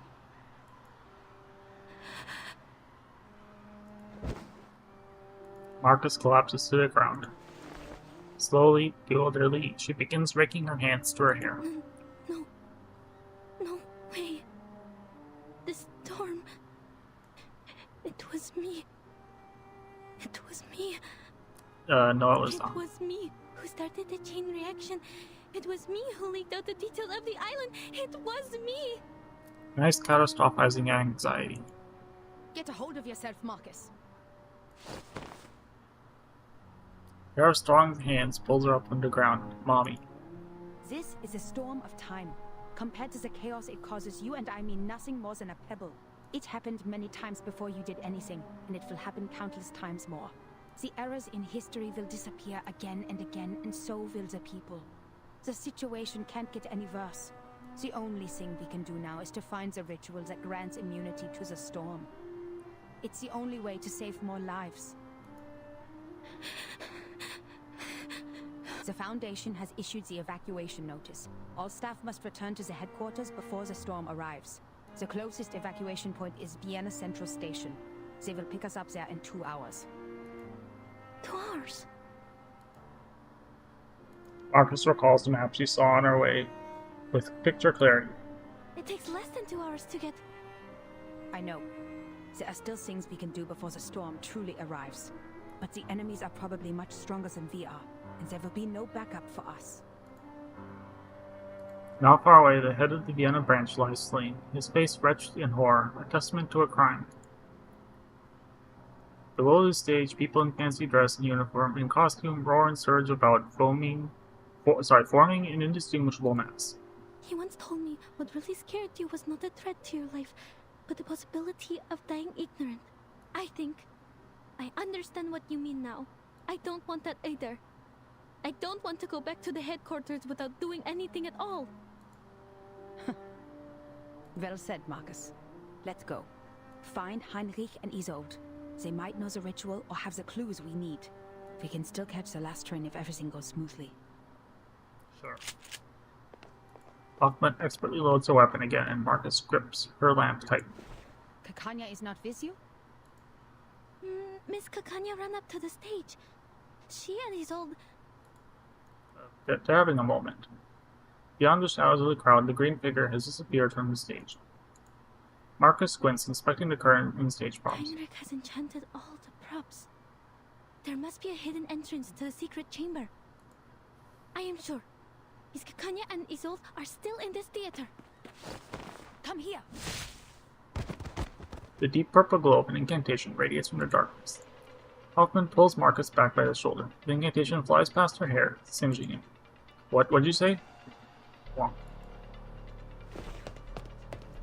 Another figure of a gentleman flits into the sea.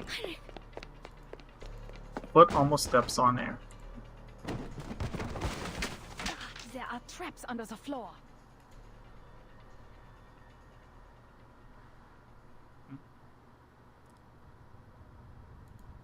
Click.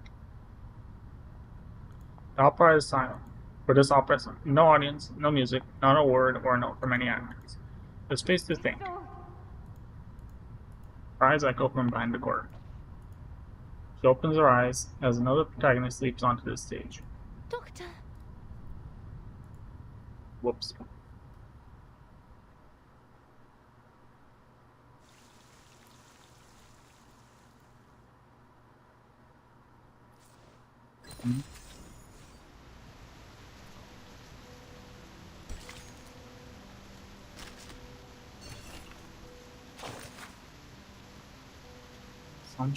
Oh, sugar?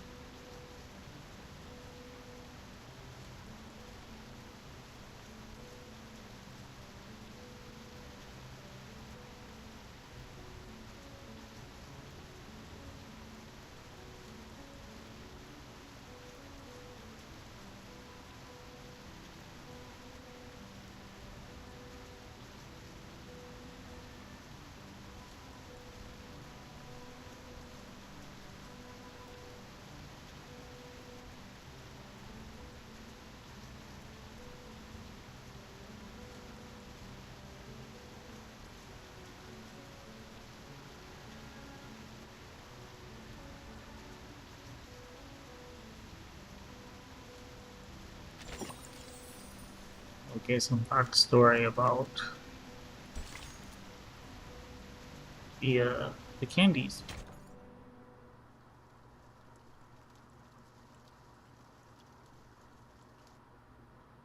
I looked at it, the ring of life, the ring of all lives. Your hands form the ring, and judgment is pronounced. On the doomsday, at the dusk, when history fades away, O world, its head bites its feet, and its knees touch its nose. O man, they inhabit the earth, waiting for the sky to fall. Yesterday turned into tomorrow, tomorrow reversed yesterday. Who shall vanish in the rain?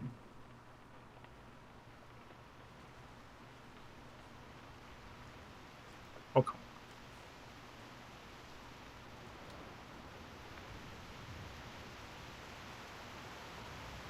Who shall be granted eternal happiness, grace from above, and that emptiness, the cessation of existence?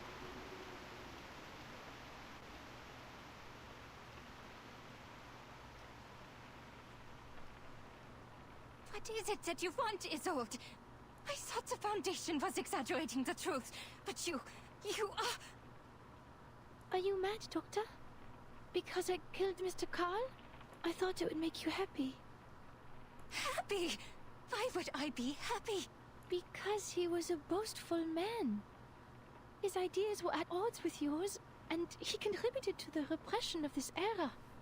A bureaucrat you hate the most. He treated us like stains on the wall to be covered up in shame. And he was the kind of man who'd pocket the gold foil whenever he found any. Society is dying because of these hypocrites. Don't you think we should have the surgery and remove them? Her words, mad as they are, managed to convey a warm sincerity. I didn't know you would interpret my words this way. I deeply regret ever telling you that. What? Why? Why are you being so cruel to me? It was you who said that everyone was sick and dying, even though they pretended to be fine. Yet, the source of the sickness lay not in ourselves, but in the twisted era we lived in. A radical surgery is the only way to remove this ugly tumor. And it was also you who told me to stop repressing and to embrace my desires. We should restore the world to what it was like. A kingdom of freedom where everyone will be happy. Are these not your words? Or have I misunderstood them? Whoops. Why won't you look at me? Have I made such a big mistake that you don't want to see me again? Maybe. No. Please, answer me. I'm begging you. You are my only friend and the one I cherish most in the whole world. Doctor, what on earth have I done wrong? Why won't you forgive me? Kanya's stone-like visage does not crack. Isolde chokes dramatically. Is it because I'm too stupid to understand your words? Yeah, more or less. Or because I'm also sick with the incurable tumor? Don't know. If that's the case, please help me. Hold my hands, touch my face, hug me, and talk to me heart to heart like you used to. Doctor. Isolde approaches. She reaches out, grasping hand, at a fleeting corner of her garment. Ich habe mich in diesem Traum von dir gesehen, wie in einen Spiegel schauend. Es war Abend, als wir dieses Gespräch hatten. Es war das erste Mal in meinem Leben, dass ich die Sonne gesehen habe. Dein Traum hat mein leeres Leben mit Bedeutung gefüllt. Du hast mich davor bewahrt. Nur das war ein wunderschöner Traum. So schön, dass ich vergessen habe, wie hässlich ich bin.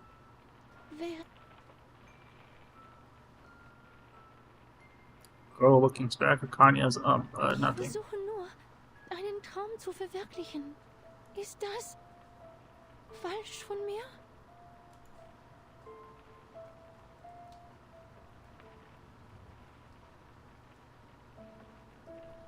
I never thought you would commit a crime over my words.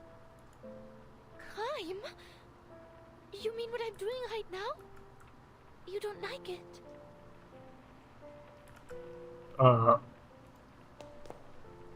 She steps forward, anxiously fearing she might miss something. The Foundation knows all the truths. Yet they won't tell us anything. That's why we have to release everything they repress.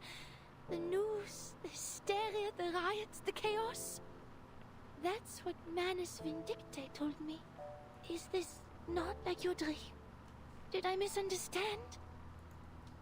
What in the world did they tell you?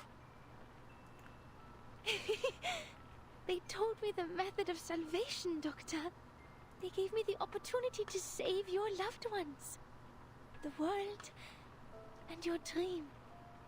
Congrats, you've been recruited into a cult.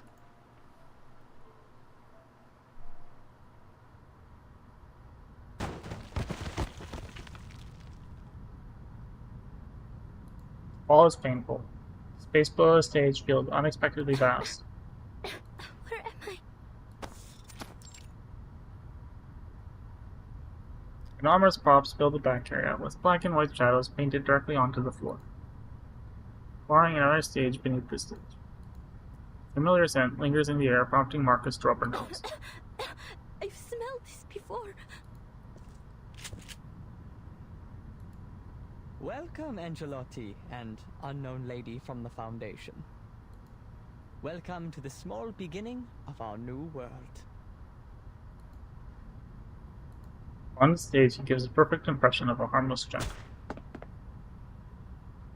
Oh, sleeping bullets from Laplace. You almost hit me, miss. I can't let you through, though. Not now. The leading actress is busy.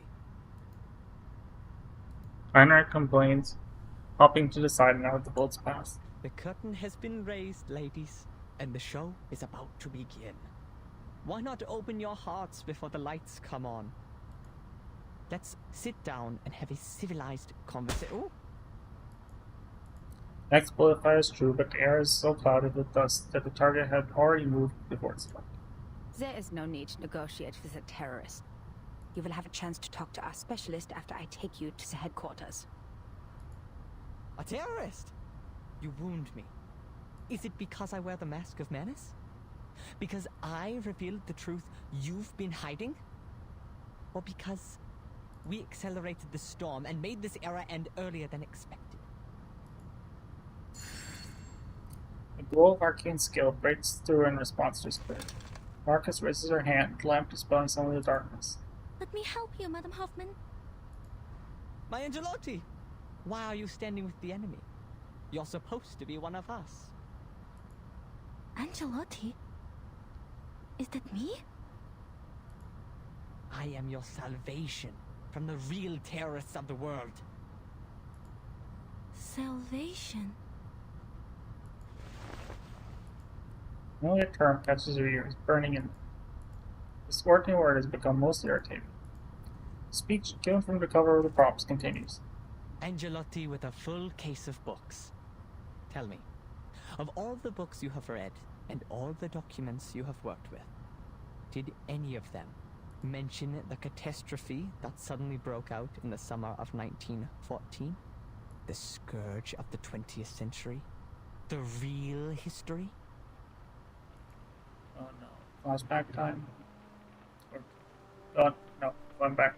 Over squirrel. You have such a kind heart, Doctor.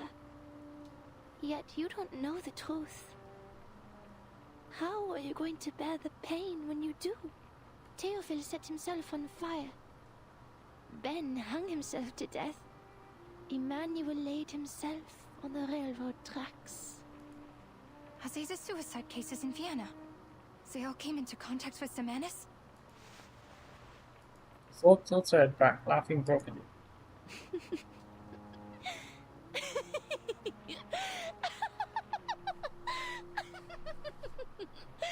I can see them. I can hear them. The ghosts of future history haunting the city from above. Heads full of holes. Heads covered in shrapnel. Empty stomachs. Even the ghosts of little children. I can see them all. Cities bombed to the ground. And trains full of people headed straight for death. It is coming. It is coming. By then, the guts hanging from trees will be more vibrant than spring flowers. There will be bullets, helmets, scars. Wir haben keine Zukunft, Doktor.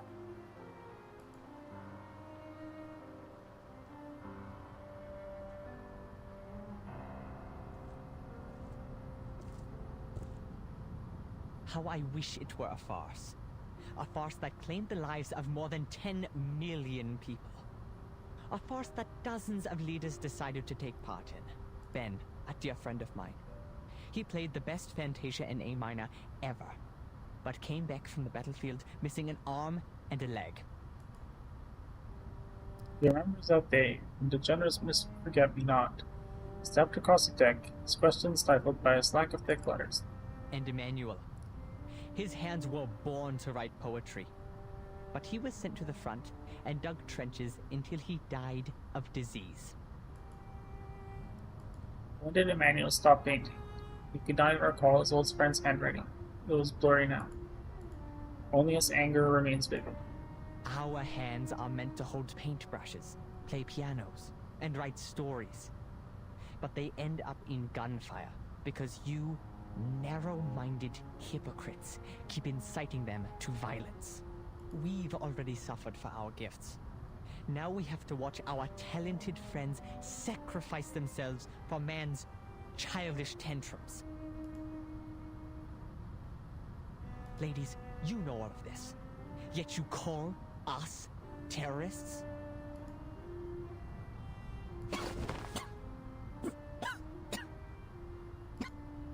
Having been quiet for a worrying amount of time, Hoffman coughs up a mouthful of blood, dragging attention back to her.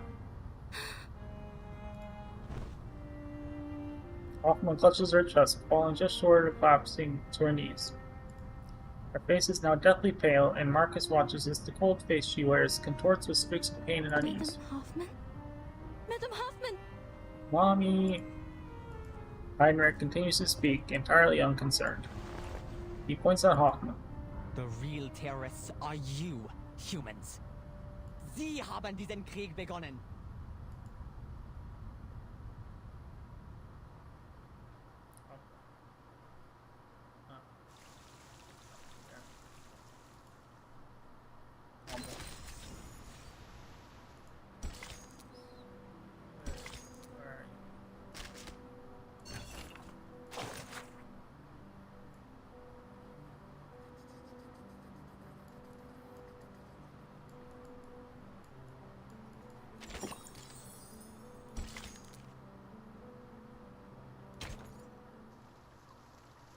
This is the last part.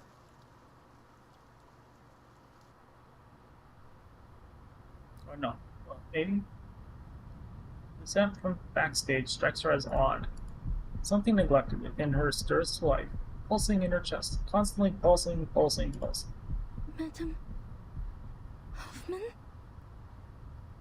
Well, little girl, it's time for you to lose your parental figure, because the story demands it. Marcus stands stunned, watching her role model sink back to the ground. Fortunately, the Guiding One has heard our cries and promised us salvation. The storm will put a stop to this frenetic melody before all of the good, artistic, heartfelt things in life are destroyed before our eyes. It will wash away the unwanted, the unimportant. The creators of this chaos will be severely punished.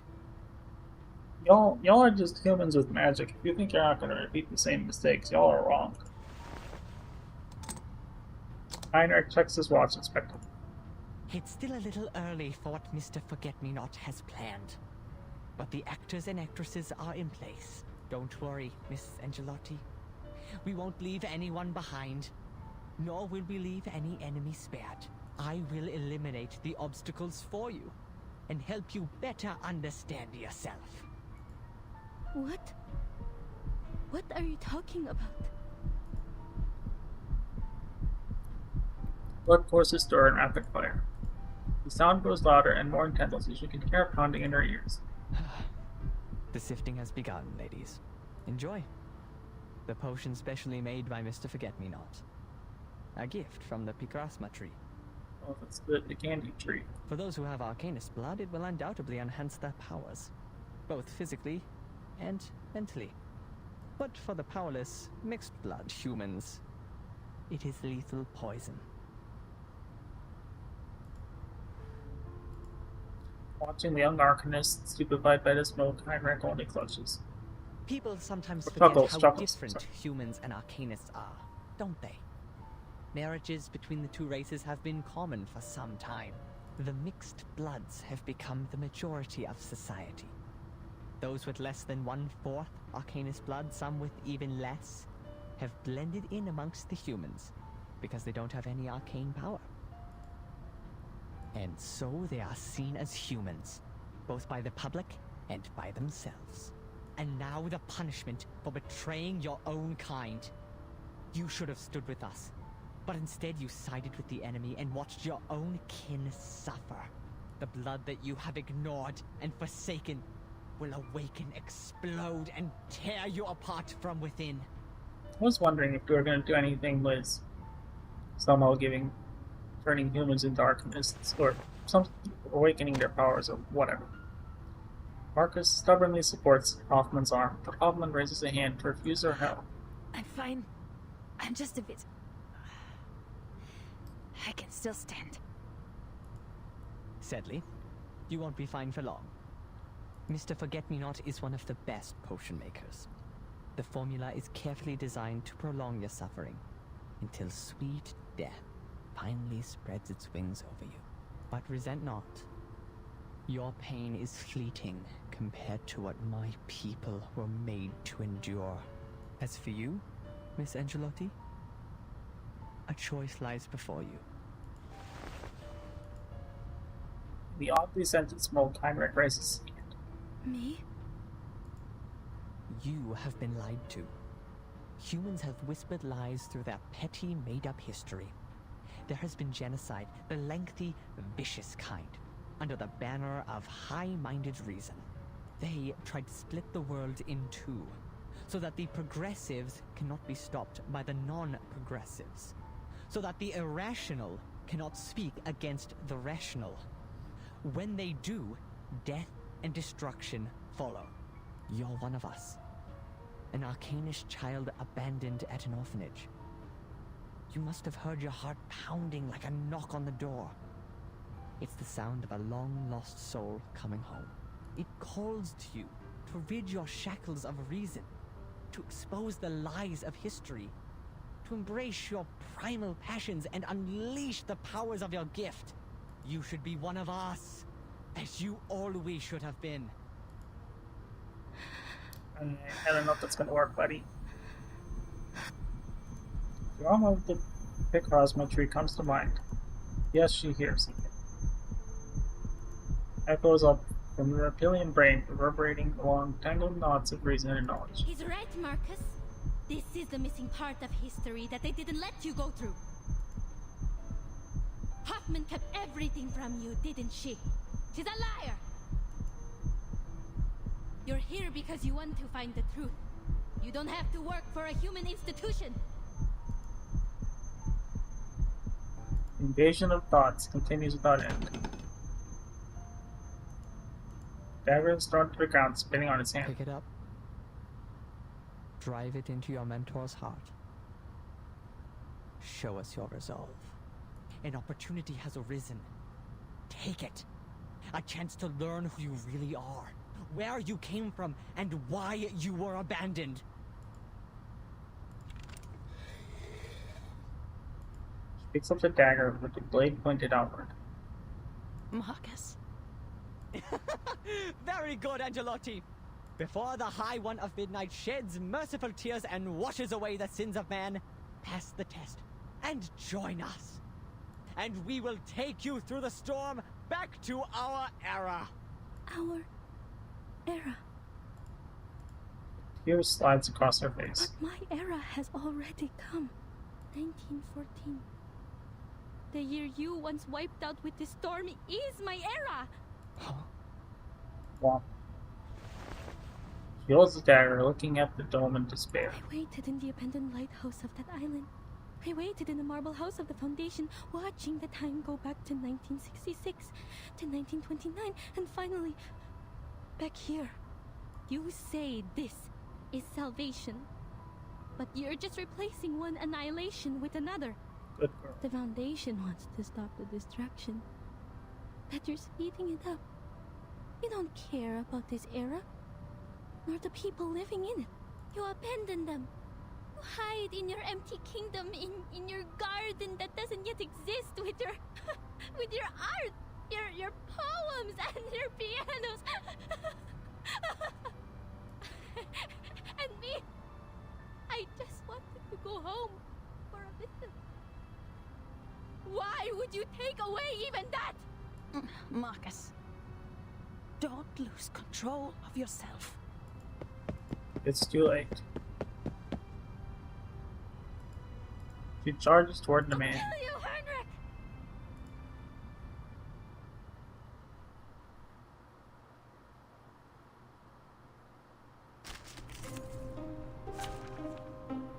Oh no, this incredibly difficult boss fight.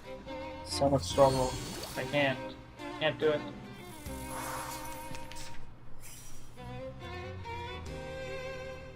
Ah, an infrared. Let me think on it. Concentrate and visualize. Regaining control of our bodies. 骑士好还。 What?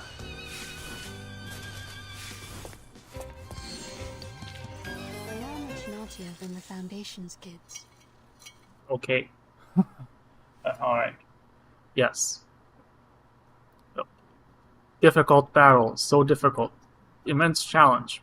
I didn't even use the right the thing right impromptu. It's still over. Adios. Someone is calling me. Leave here with me, Doctor. Let the rain wash away the old world, so we can build your dream in a new one. I thought we were on the same side of liberating our oppression, giving freedom to the Arcanists.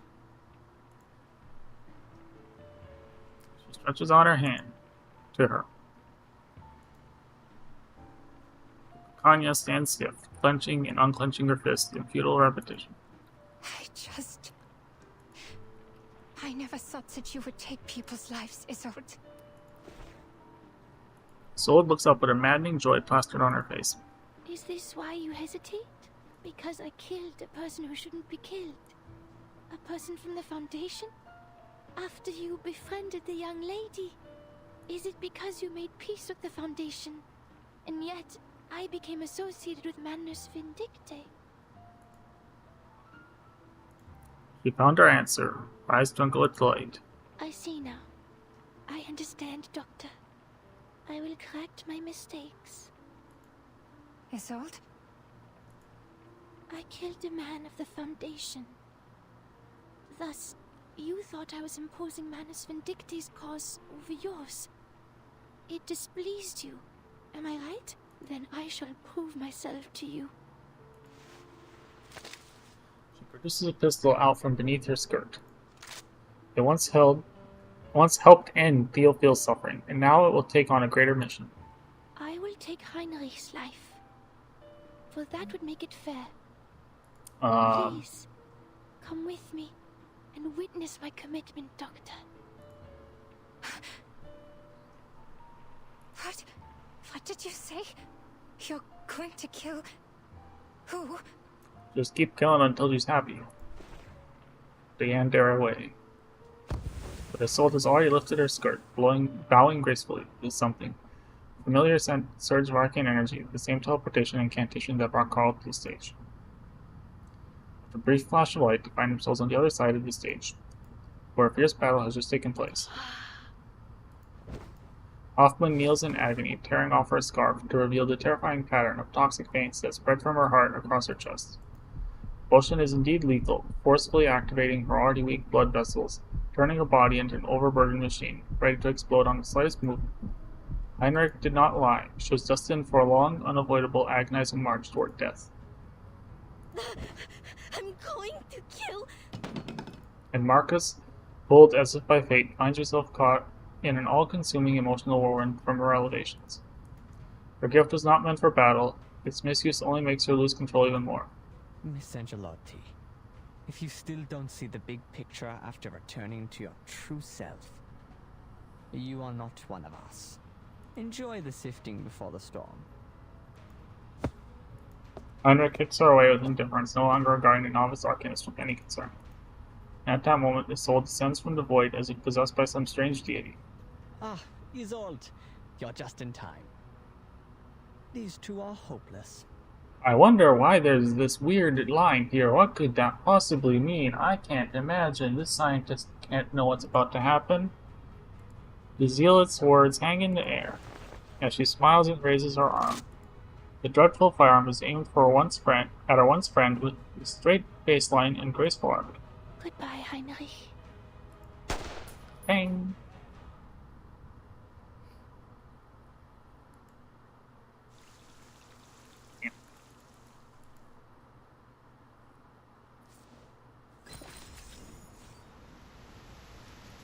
Alright, we still have a little bit left. I'm gonna finish it. I need to take a break. I'll be back eventually.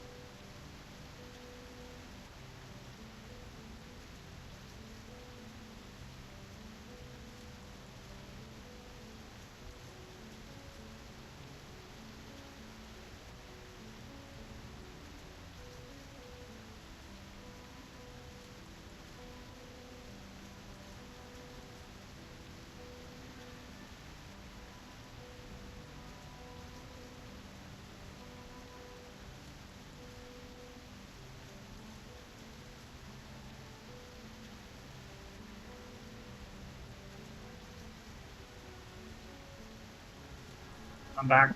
Sorry about that. Bit of an upset stomach, but I'll be fine. Feel better now.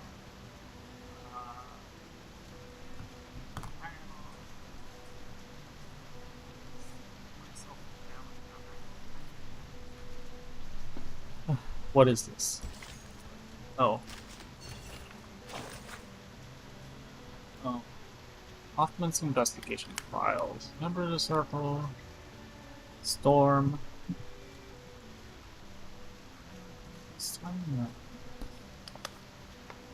Us? No. Oh.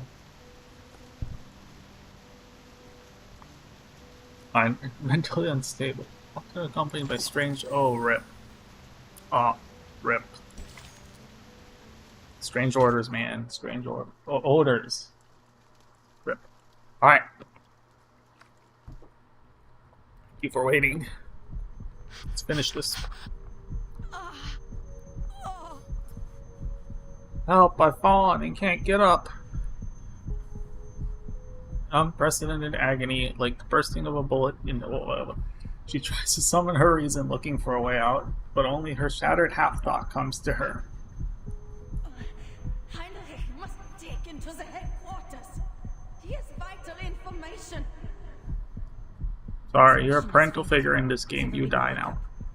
The storm countdown has begun. Everyone will be called back to the headquarters. This is the night storm. How much longer will we have to wait if we miss this opportunity? Must leave at once. Marcus will have the storm syndrome if she stays here. She is losing herself. Gunshot. Isolde. Kanya.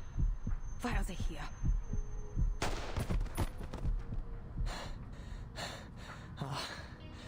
Tosca. You're turning your dagger at me. Me. The one who showed you the way to salvation. Me. The one who brought you all to the Guiding One. I even pleaded with Forget-Me-Not to keep a spot for Kakanya. For your sake. How could you do this to me? Bullet deviates slightly as it fires, hitting Heinrich's calf in a painful but not immediately lethal shot. Doctor, why are you trying to stop me? You still think of me as a doctor? I can't let you do any more killing. Miss Marcus, can you get on your feet? I'll slow them down. Get Madame Hoffman to safety. The clamor fades away, leaving only the sound of turgid blood stickily moving through her veins. Alas, this is the world of darkness. Reason is nowhere to be found, and everything is magnified by the senses. The floor is cold, dim loud, the air filled with the scent, one that will lead her to her death. I should wait all that. But her vision has sharp edges cutting at her sight, and everything moves slow, making out Marcus as she is plunged into a nightmare. Then the good Dr. Cockney desperately attempting to hold back Isolde. And Isolde's gun pointed at Heinrich. Heinrich, you seem to be in pain. Oh, Mal. Shh. It's alright. Soon you'll be freed from the pain.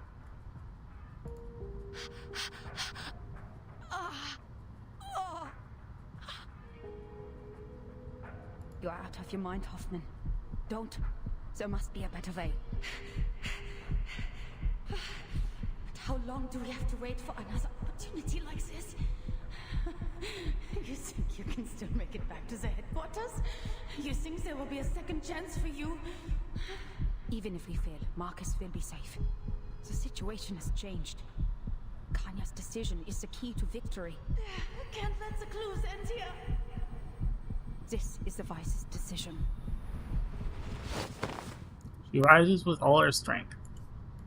Isolde sees no new obstacles, focusing only on her initial enemy.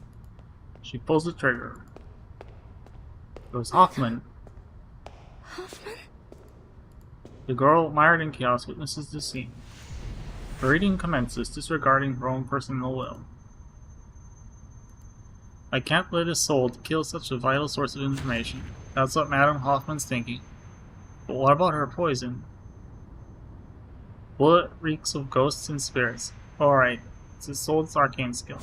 But Kanya, she has gone blank. I can't read anything from her mind. And there's Heinrich, who claims to be the savior.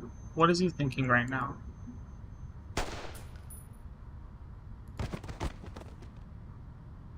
gunshot finally hits true. One shot, 2 lives.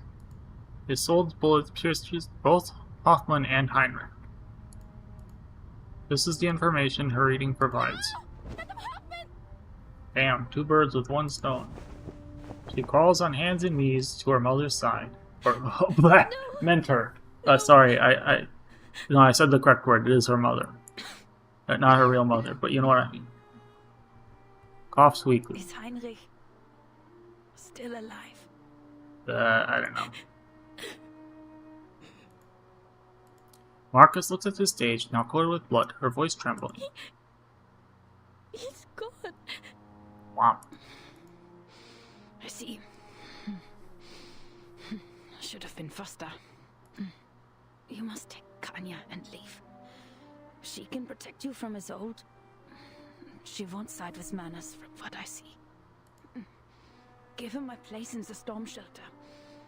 Her arcane powers will be useful to us. So the both of you can evacuate safely. Did you plan this all along? Don't cry, Marcus. I know what I'm doing. I've taken back my senses before I die. I'm glad. The pain will cease. To die with my sanity and rationality still intact. It has been an honor. No! Kanya, can you give her first aid and take her to the station? You'll meet the Foundation there. They'll have better equipment. They'll know what to do. Heinrich is dead. But there must still be clues on him. This isn't over yet. I have to finish the mission. Hoffman shakes her head. Weak fingers struggle to pull out a piece of paper from her bosom. Marcus, take this. The number of that orphanage in Romania. I've had it with me for a while now, but... Please save your strength, madam. This isn't what we need to worry about. We don't have anything else to worry about. The mission is over. Silly child. Bring home. Before the storm comes. The future is yours. Her hand slides down. This last second between them becomes an age to itself. No! There must be something I can do. Everything is a book. Everything can be read. Suffering builds character, Marcus. I'm sorry. The most immediate threat to her life is that potion. Double shoestring, belladonna, narcissus, the zeta roots, and the fruits and roots of the picrasma tree. It's the formula made by Forget-Me-Not. The picrasma extract makes up more than 50% of the potion. This is very different from Laplace's formula. Arcanist potions seem to be a concoction of instincts and inspiration. Is there nothing else I can do? The picrasma extract is not a poison in itself, just that humans cannot... there must be a way, madam! Please! She's in pain. Don't give up. Keep reading. I will find a way. Marcus. She turns the page, the realization hits. Even if she could read every detail, every exhaustive note on this page, she cannot rescue a burning book from a fire. It's already gone. No. Every book has an end, Marcus. There's nothing more on a finished page. No matter how reluctant you are to flip that page and get to the end, you will move on to a new chapter. Forgive me. No, don't turn the page. Stop here. Stop now, please. For all the pain I have put on you.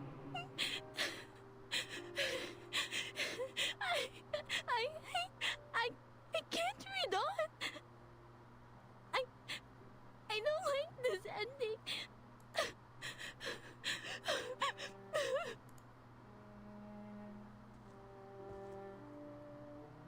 She's gone.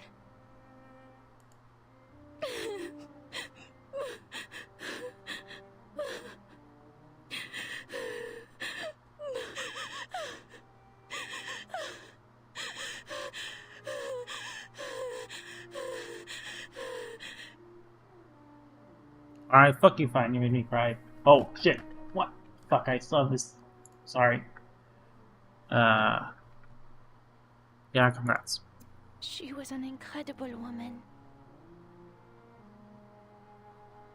You fucking shot her! Kanya looks at her face in shock, studying it to find again the same face she'd spoken of. Mercy. Her suffering ends here. Doctor, have you decided? Kanya can only stand there dazed, until a loud roar booms outside the opera house. I must leave, but I will wait for your answer.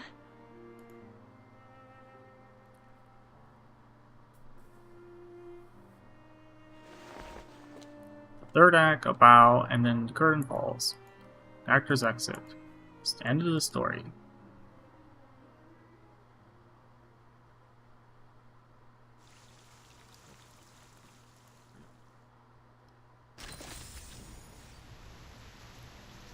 It's in the mirror. Oh, would I have been spoiled if I clicked on this?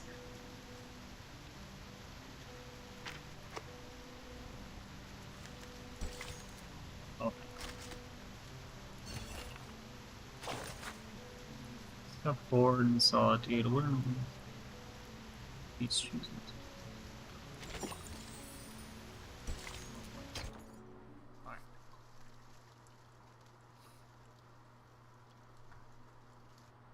Was it they cooked the witch in Hansel and Gretel, right? Or whatever.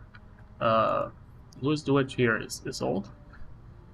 Marcus holds Hoffman's hand all the while. Step back, I'll eat is sold for everyone. I totally mean in the culinary sense and not in another very inappropriate sense. Kanye are getting cooked. You're free to join in. Marcus holds Hoffman's hand all the while. Singe through ruining serious moments, as always. Tears wet the note, drop by drop, causing the ink on it to bleed. The chaotic thoughts in her mind all recede away, the roaring of her heart begins to slow. At this moment, only grief and bewilderment remain. Madame Hoffman was calm till the end. Why? Was she not afraid? She's German. No. I just read her fear through her trembling fingers, but she would not show it.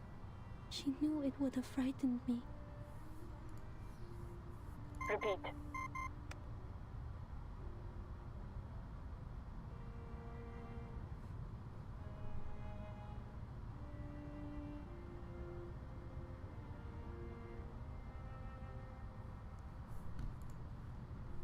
Communicator rings again. Countdown to the storm. All personnel must return to the headquarters. Repeat. This is the 24-hour countdown to the storm. Hoffman, this is Semmelweis. You must leave now. Last call. You know we won't wait if you miss it. Marcus turns off the communicator with one hand. The storm is coming, Doctor. Come with me to the headquarters. You can take Madame Hoffman's place in the shelter. The doctor says nothing. She just lifts her head, gazing at the non-existent canopy, and she speaks, as if making a plea to the gods above. King Midas hunted in the woods, in search of Silenus, the wisest satyr, the companion of the wine god. What is the best and most enticing thing for a man?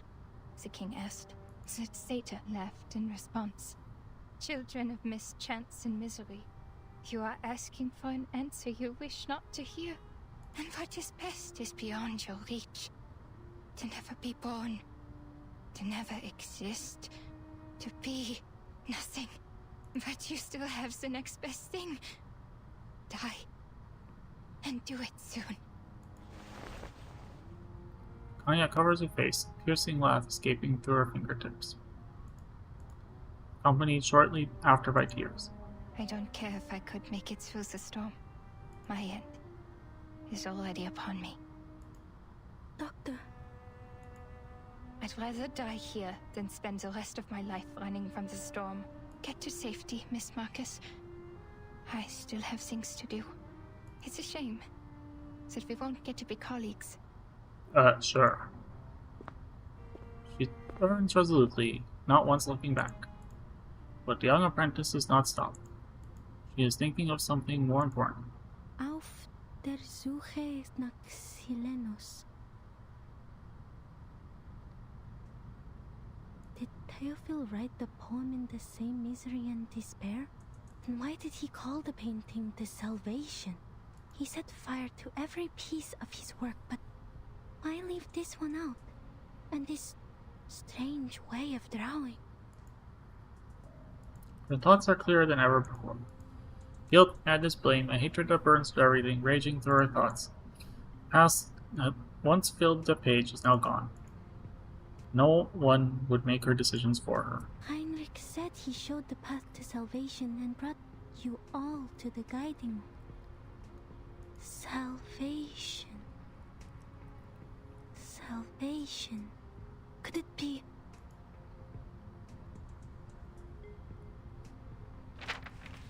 What really scared me was not the threat to my life, but the possibility of dying ignorant. She closes her eyes. All the information she has read in the past, along with the surging blood from the potion, converges before her eyes. If I succeed, I can prevent the death of someone who holds the clues. Even if I die, I'll still turn Kakanya completely against Isolde. This was your plan, madam? What really scared me was not the threat to my life, but the possibility of dying ignorant. I know what to do now. She opens her eyes wide, calling out the figure as she is about to leave. Doctor, wait! There might be another way. But Kaya does not listen. She has made up her mind. Don't fall into darkness. The departing figure is held back. Marcus fights with an unprecedented determination. Don't let madness or despair take over, Doctor. This is not the end. My mission is not over. She reaches into her pocket, silencing the small machine that has been frantically signaling the final evacuation warning. There's still another way to end this, but it can only be done by you and me.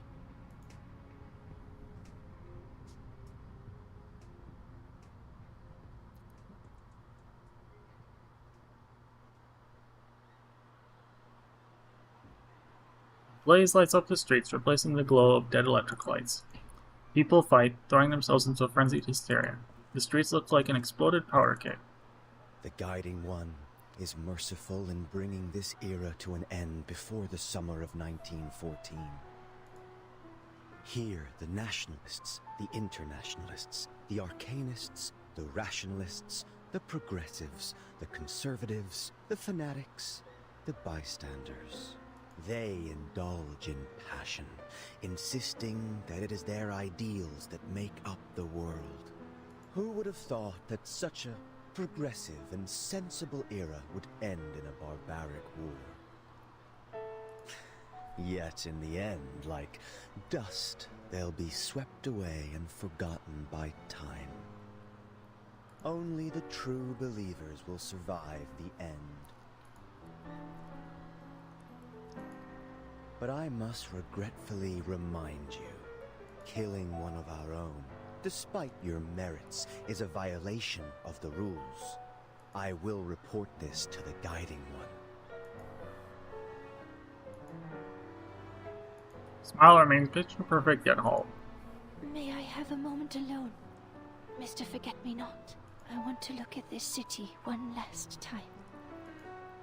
Whatever you want. Forget-Me-Not walks away in boredom. He has long tired of this maddening conversation. Isolde stands alone on the street. People around her celebrate, dance, releasing their inner repression and their primal passions. But none of that matters to her. She is merely waiting, waiting for the sky to fall.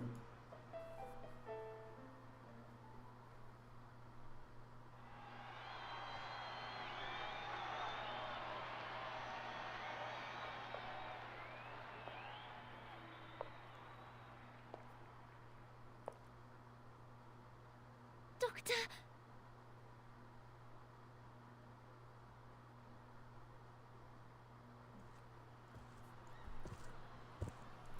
I've thought about this and made up my mind, Isolde. You were right. I will join you.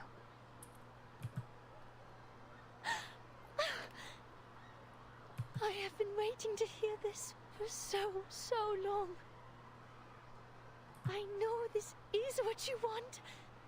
Now I can finally make your dream come true.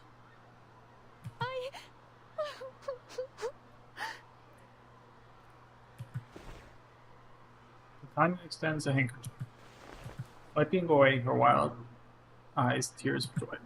Before we leave, I would like to take one last walk in this world. Would you like to join me and walk to my clinic?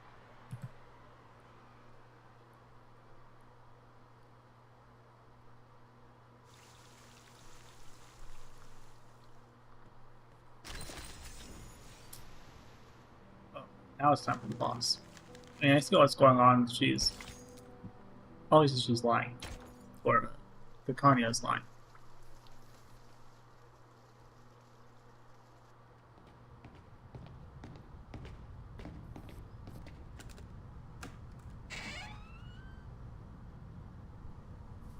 Du hast alles gut durchdacht.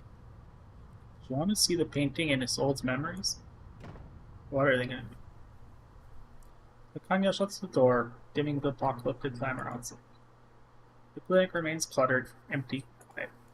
Only the mirrors no longer function. Ja, der Spiegel macht mir Angst nach dem, was passiert ist. Er spiegelt wahrheitsgetreu mein hässliches Gesicht wider. Meine abstoßende Seele. Doktor, du bist nicht abstoßend. Wie kann jemand, der abstoßend ist, so edle, hohe Ideale haben wie du? Vielleicht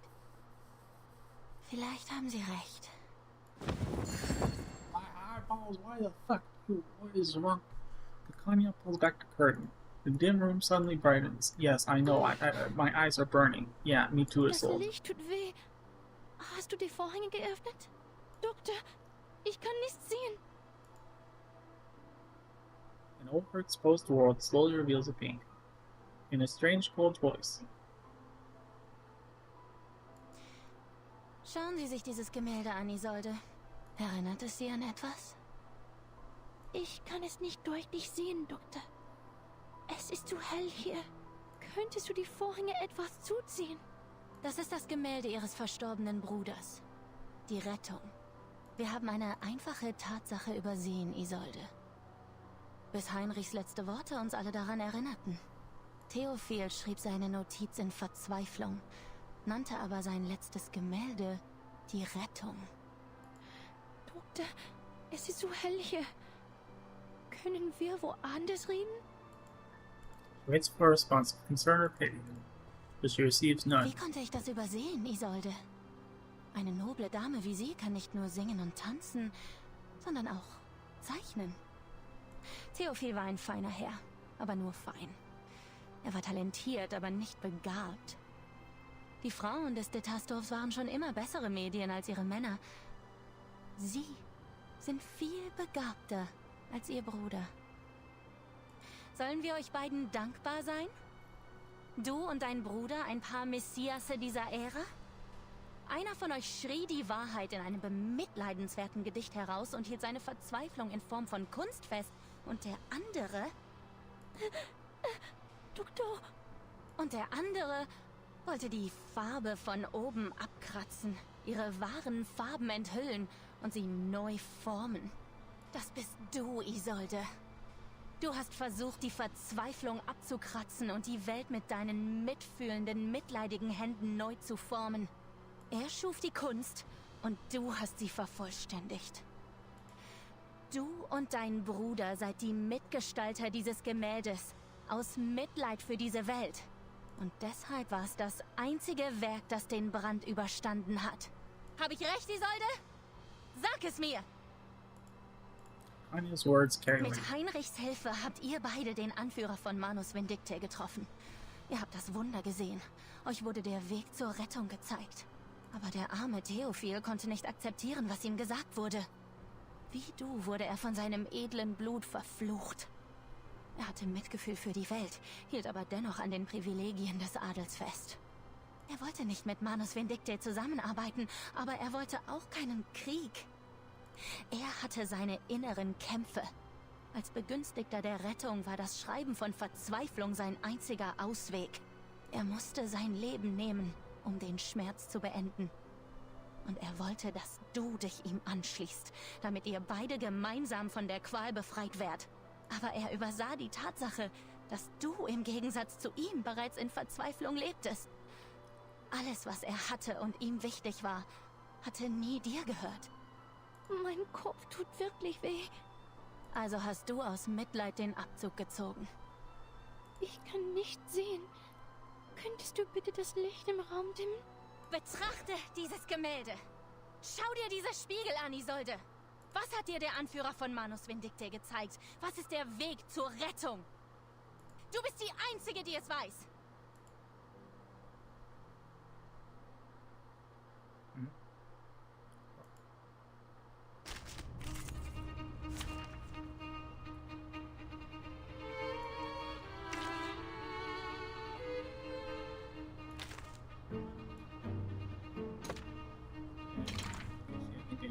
So.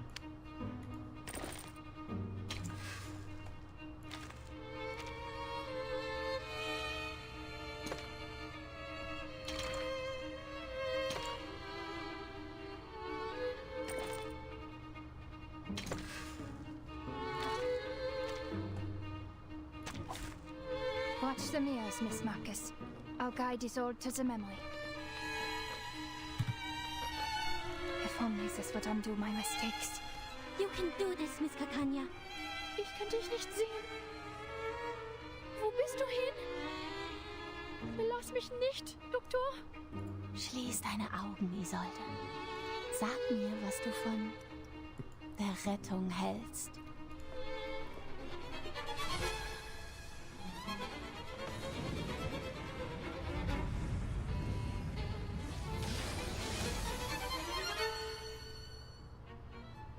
Very well. Let me try my hand. How many rounds is gonna take that? Take your bets. 0. Falle gli occhi neri. Meine Augen. Wo sind meine Augen, Schwester? Wo bin ich? Das Schauspiel begann lange davor, Schwester. Sie spricht mit ihrer Schwester, die jung gestorben ist. Wo bist du jetzt, Isolde? Nirgendwo Besonderes. Eine gewöhnliche Party. Eine Seance. Bewunderer, Schmeichler, immer da, bei jedem Treffen. Diese naive kleine Toske. Sie vertraute ihren süßen Worten.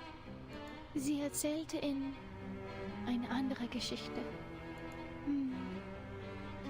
Vorhänge im Wind, das warme Bad der Sonne. Was passierte als nächstes? Schließ das Fenster! Schließ es!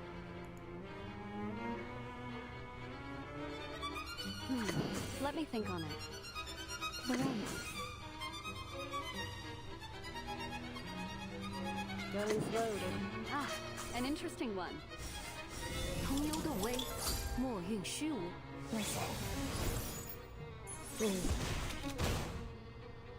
天道对法，其势好还。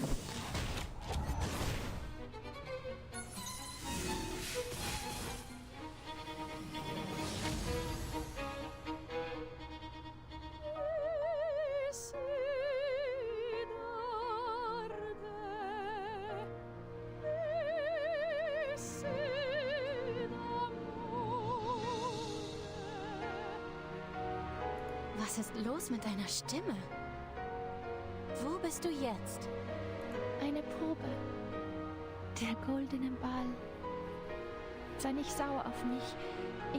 Ich weiß, eine Schauspielerin sollte perfekt sein. Jede Toske sollte den feinsten Traum darstellen. Sie sehen sie als einen Vogel. Aber genießt sie das? Ist der Vogel noch da? Er ist fort. Avrodossi öffnete den vergoldeten Käfig.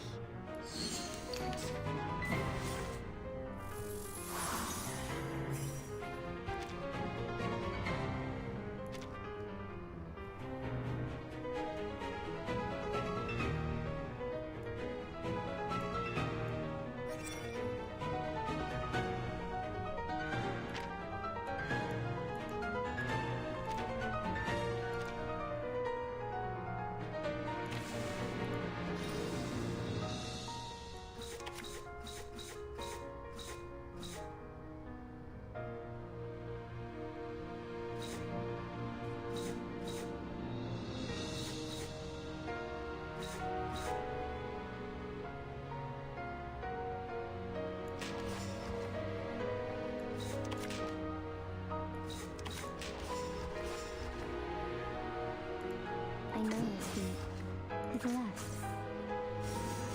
Journey to the cosmos, regaining control of our bodies.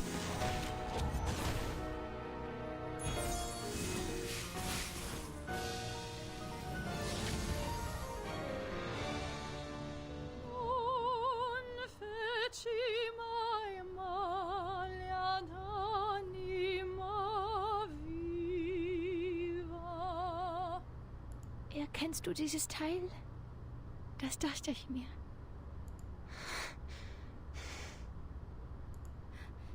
You're overdoing it, Miss Kakanya. Mir geht's gut. Mach weiter, Isolde. Von einem Punkt zeichnete der Pinsel einen Kreis. Das Porträt begann mit diesem dummen Kreis. Dann zeichnete er Augen und einen Mund.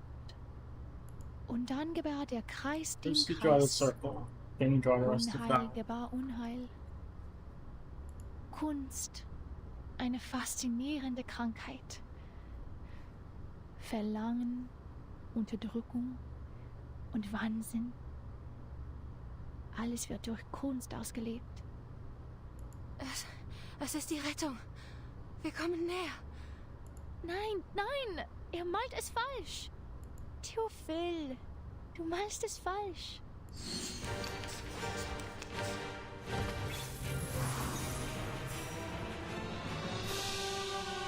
A cup in the mirror in the palm of your hand.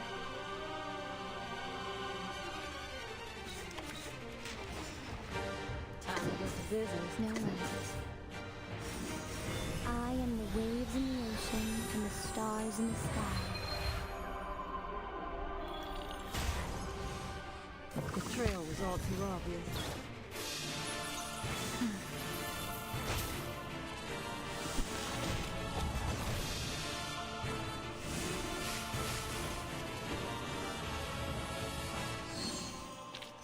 They are much naughtier than the Foundation's kids. Oh, adios.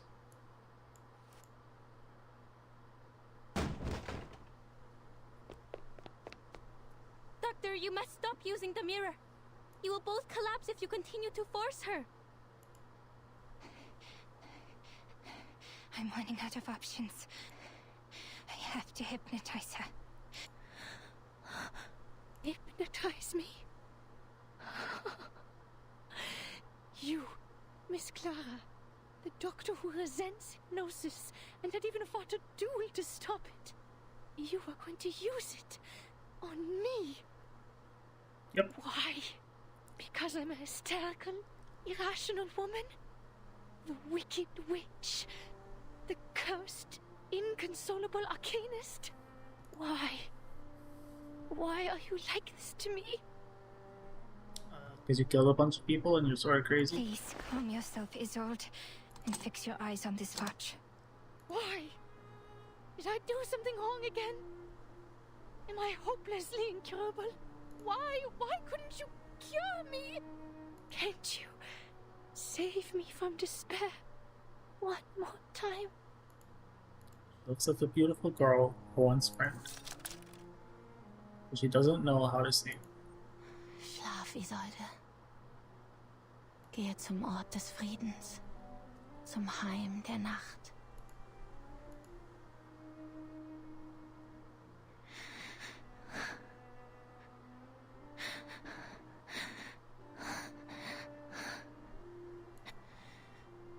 Du bist die grausamste von allen.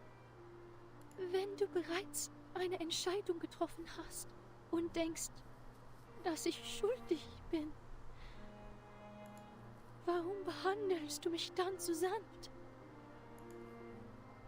Wenn das die Lösung ist, die du gebracht hast, werde ich sie mit Freude annehmen.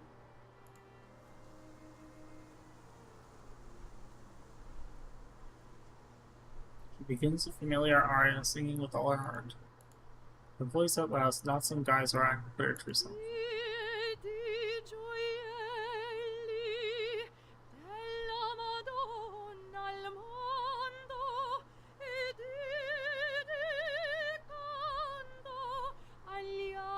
Al ciel che ne radian più belli.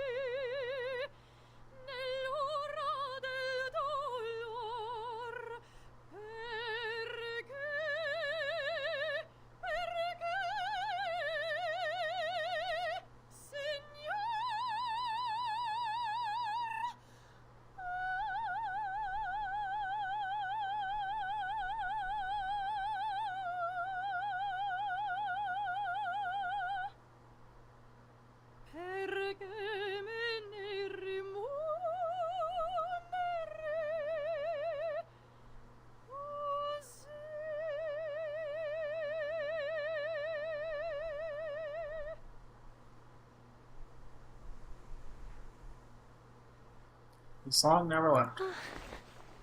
Doctor, e lucevano le stelle.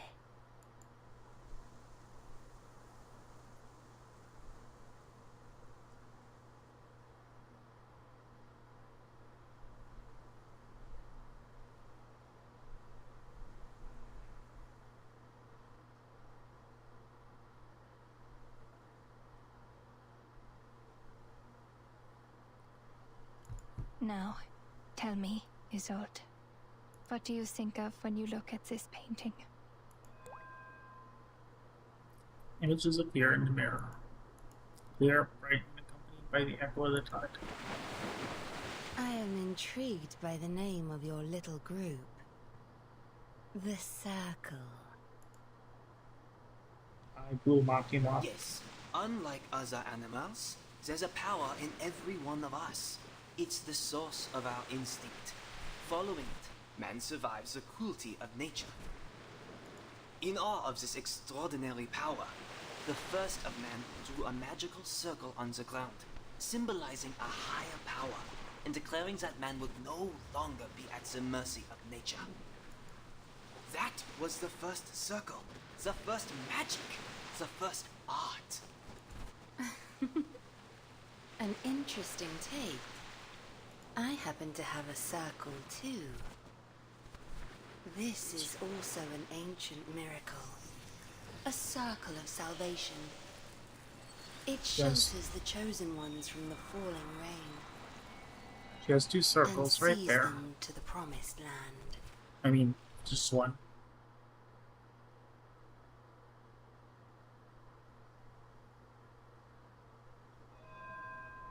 A vague murmur emanates from the mirror, like an ancient echo. Yes! That's it! I saw it!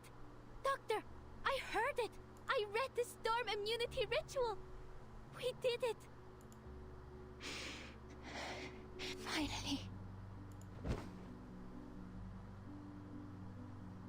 Kanya falls to the ground exhausted.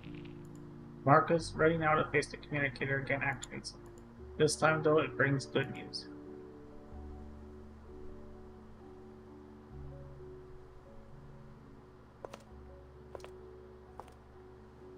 News from the front line.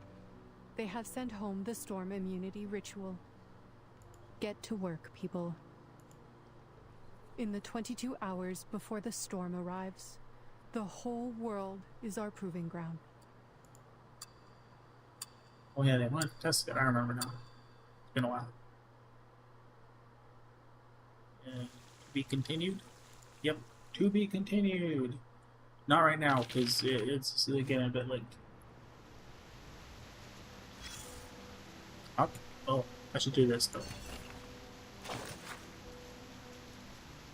It's Marcus, the to investigate. Regarding the matters, Arcanist is sold into Kai. The headquarters of St. Paulo Foundation has been fully informed of the situation, and the Special Assessment Department is now working on containment measures. We thank you for your efforts. Please stay out of harm's way and move to a safe area before the storm comes. At this time, St. Pablo's temporary containment plan is as follows. Unregistered Arcanist is sold von Bitterstro. Preliminary threat assessment report has been prepared, and the subject meets the level 3 containment criteria in the St. Pablo Foundation's underground shelter. We will temporarily mobilize the Razor Squad, a special operations squad stationed in Prague, to arrive in Vienna and assist the investigation team in any way possible to ensure their safety throughout the containment process. Unregistered Arcanist Clara Bingler. The preliminary threat assessment report has been prepared. The subject poses a low level of danger. In accordance with the Containment Management Regulations, document number 003, no mandatory containment measures will be taken. Please ensure her safety, as she will be subpoenaed in the future as a material witness in the Vienna incident in accordance with the law. May the peace be with us. St. Pablo Foundation Headquarters.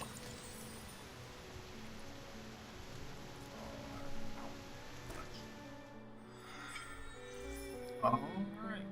That's probably going to be it for tonight. Maybe. We'll see next time I stream. I'll continue with Chapter 7. Oh.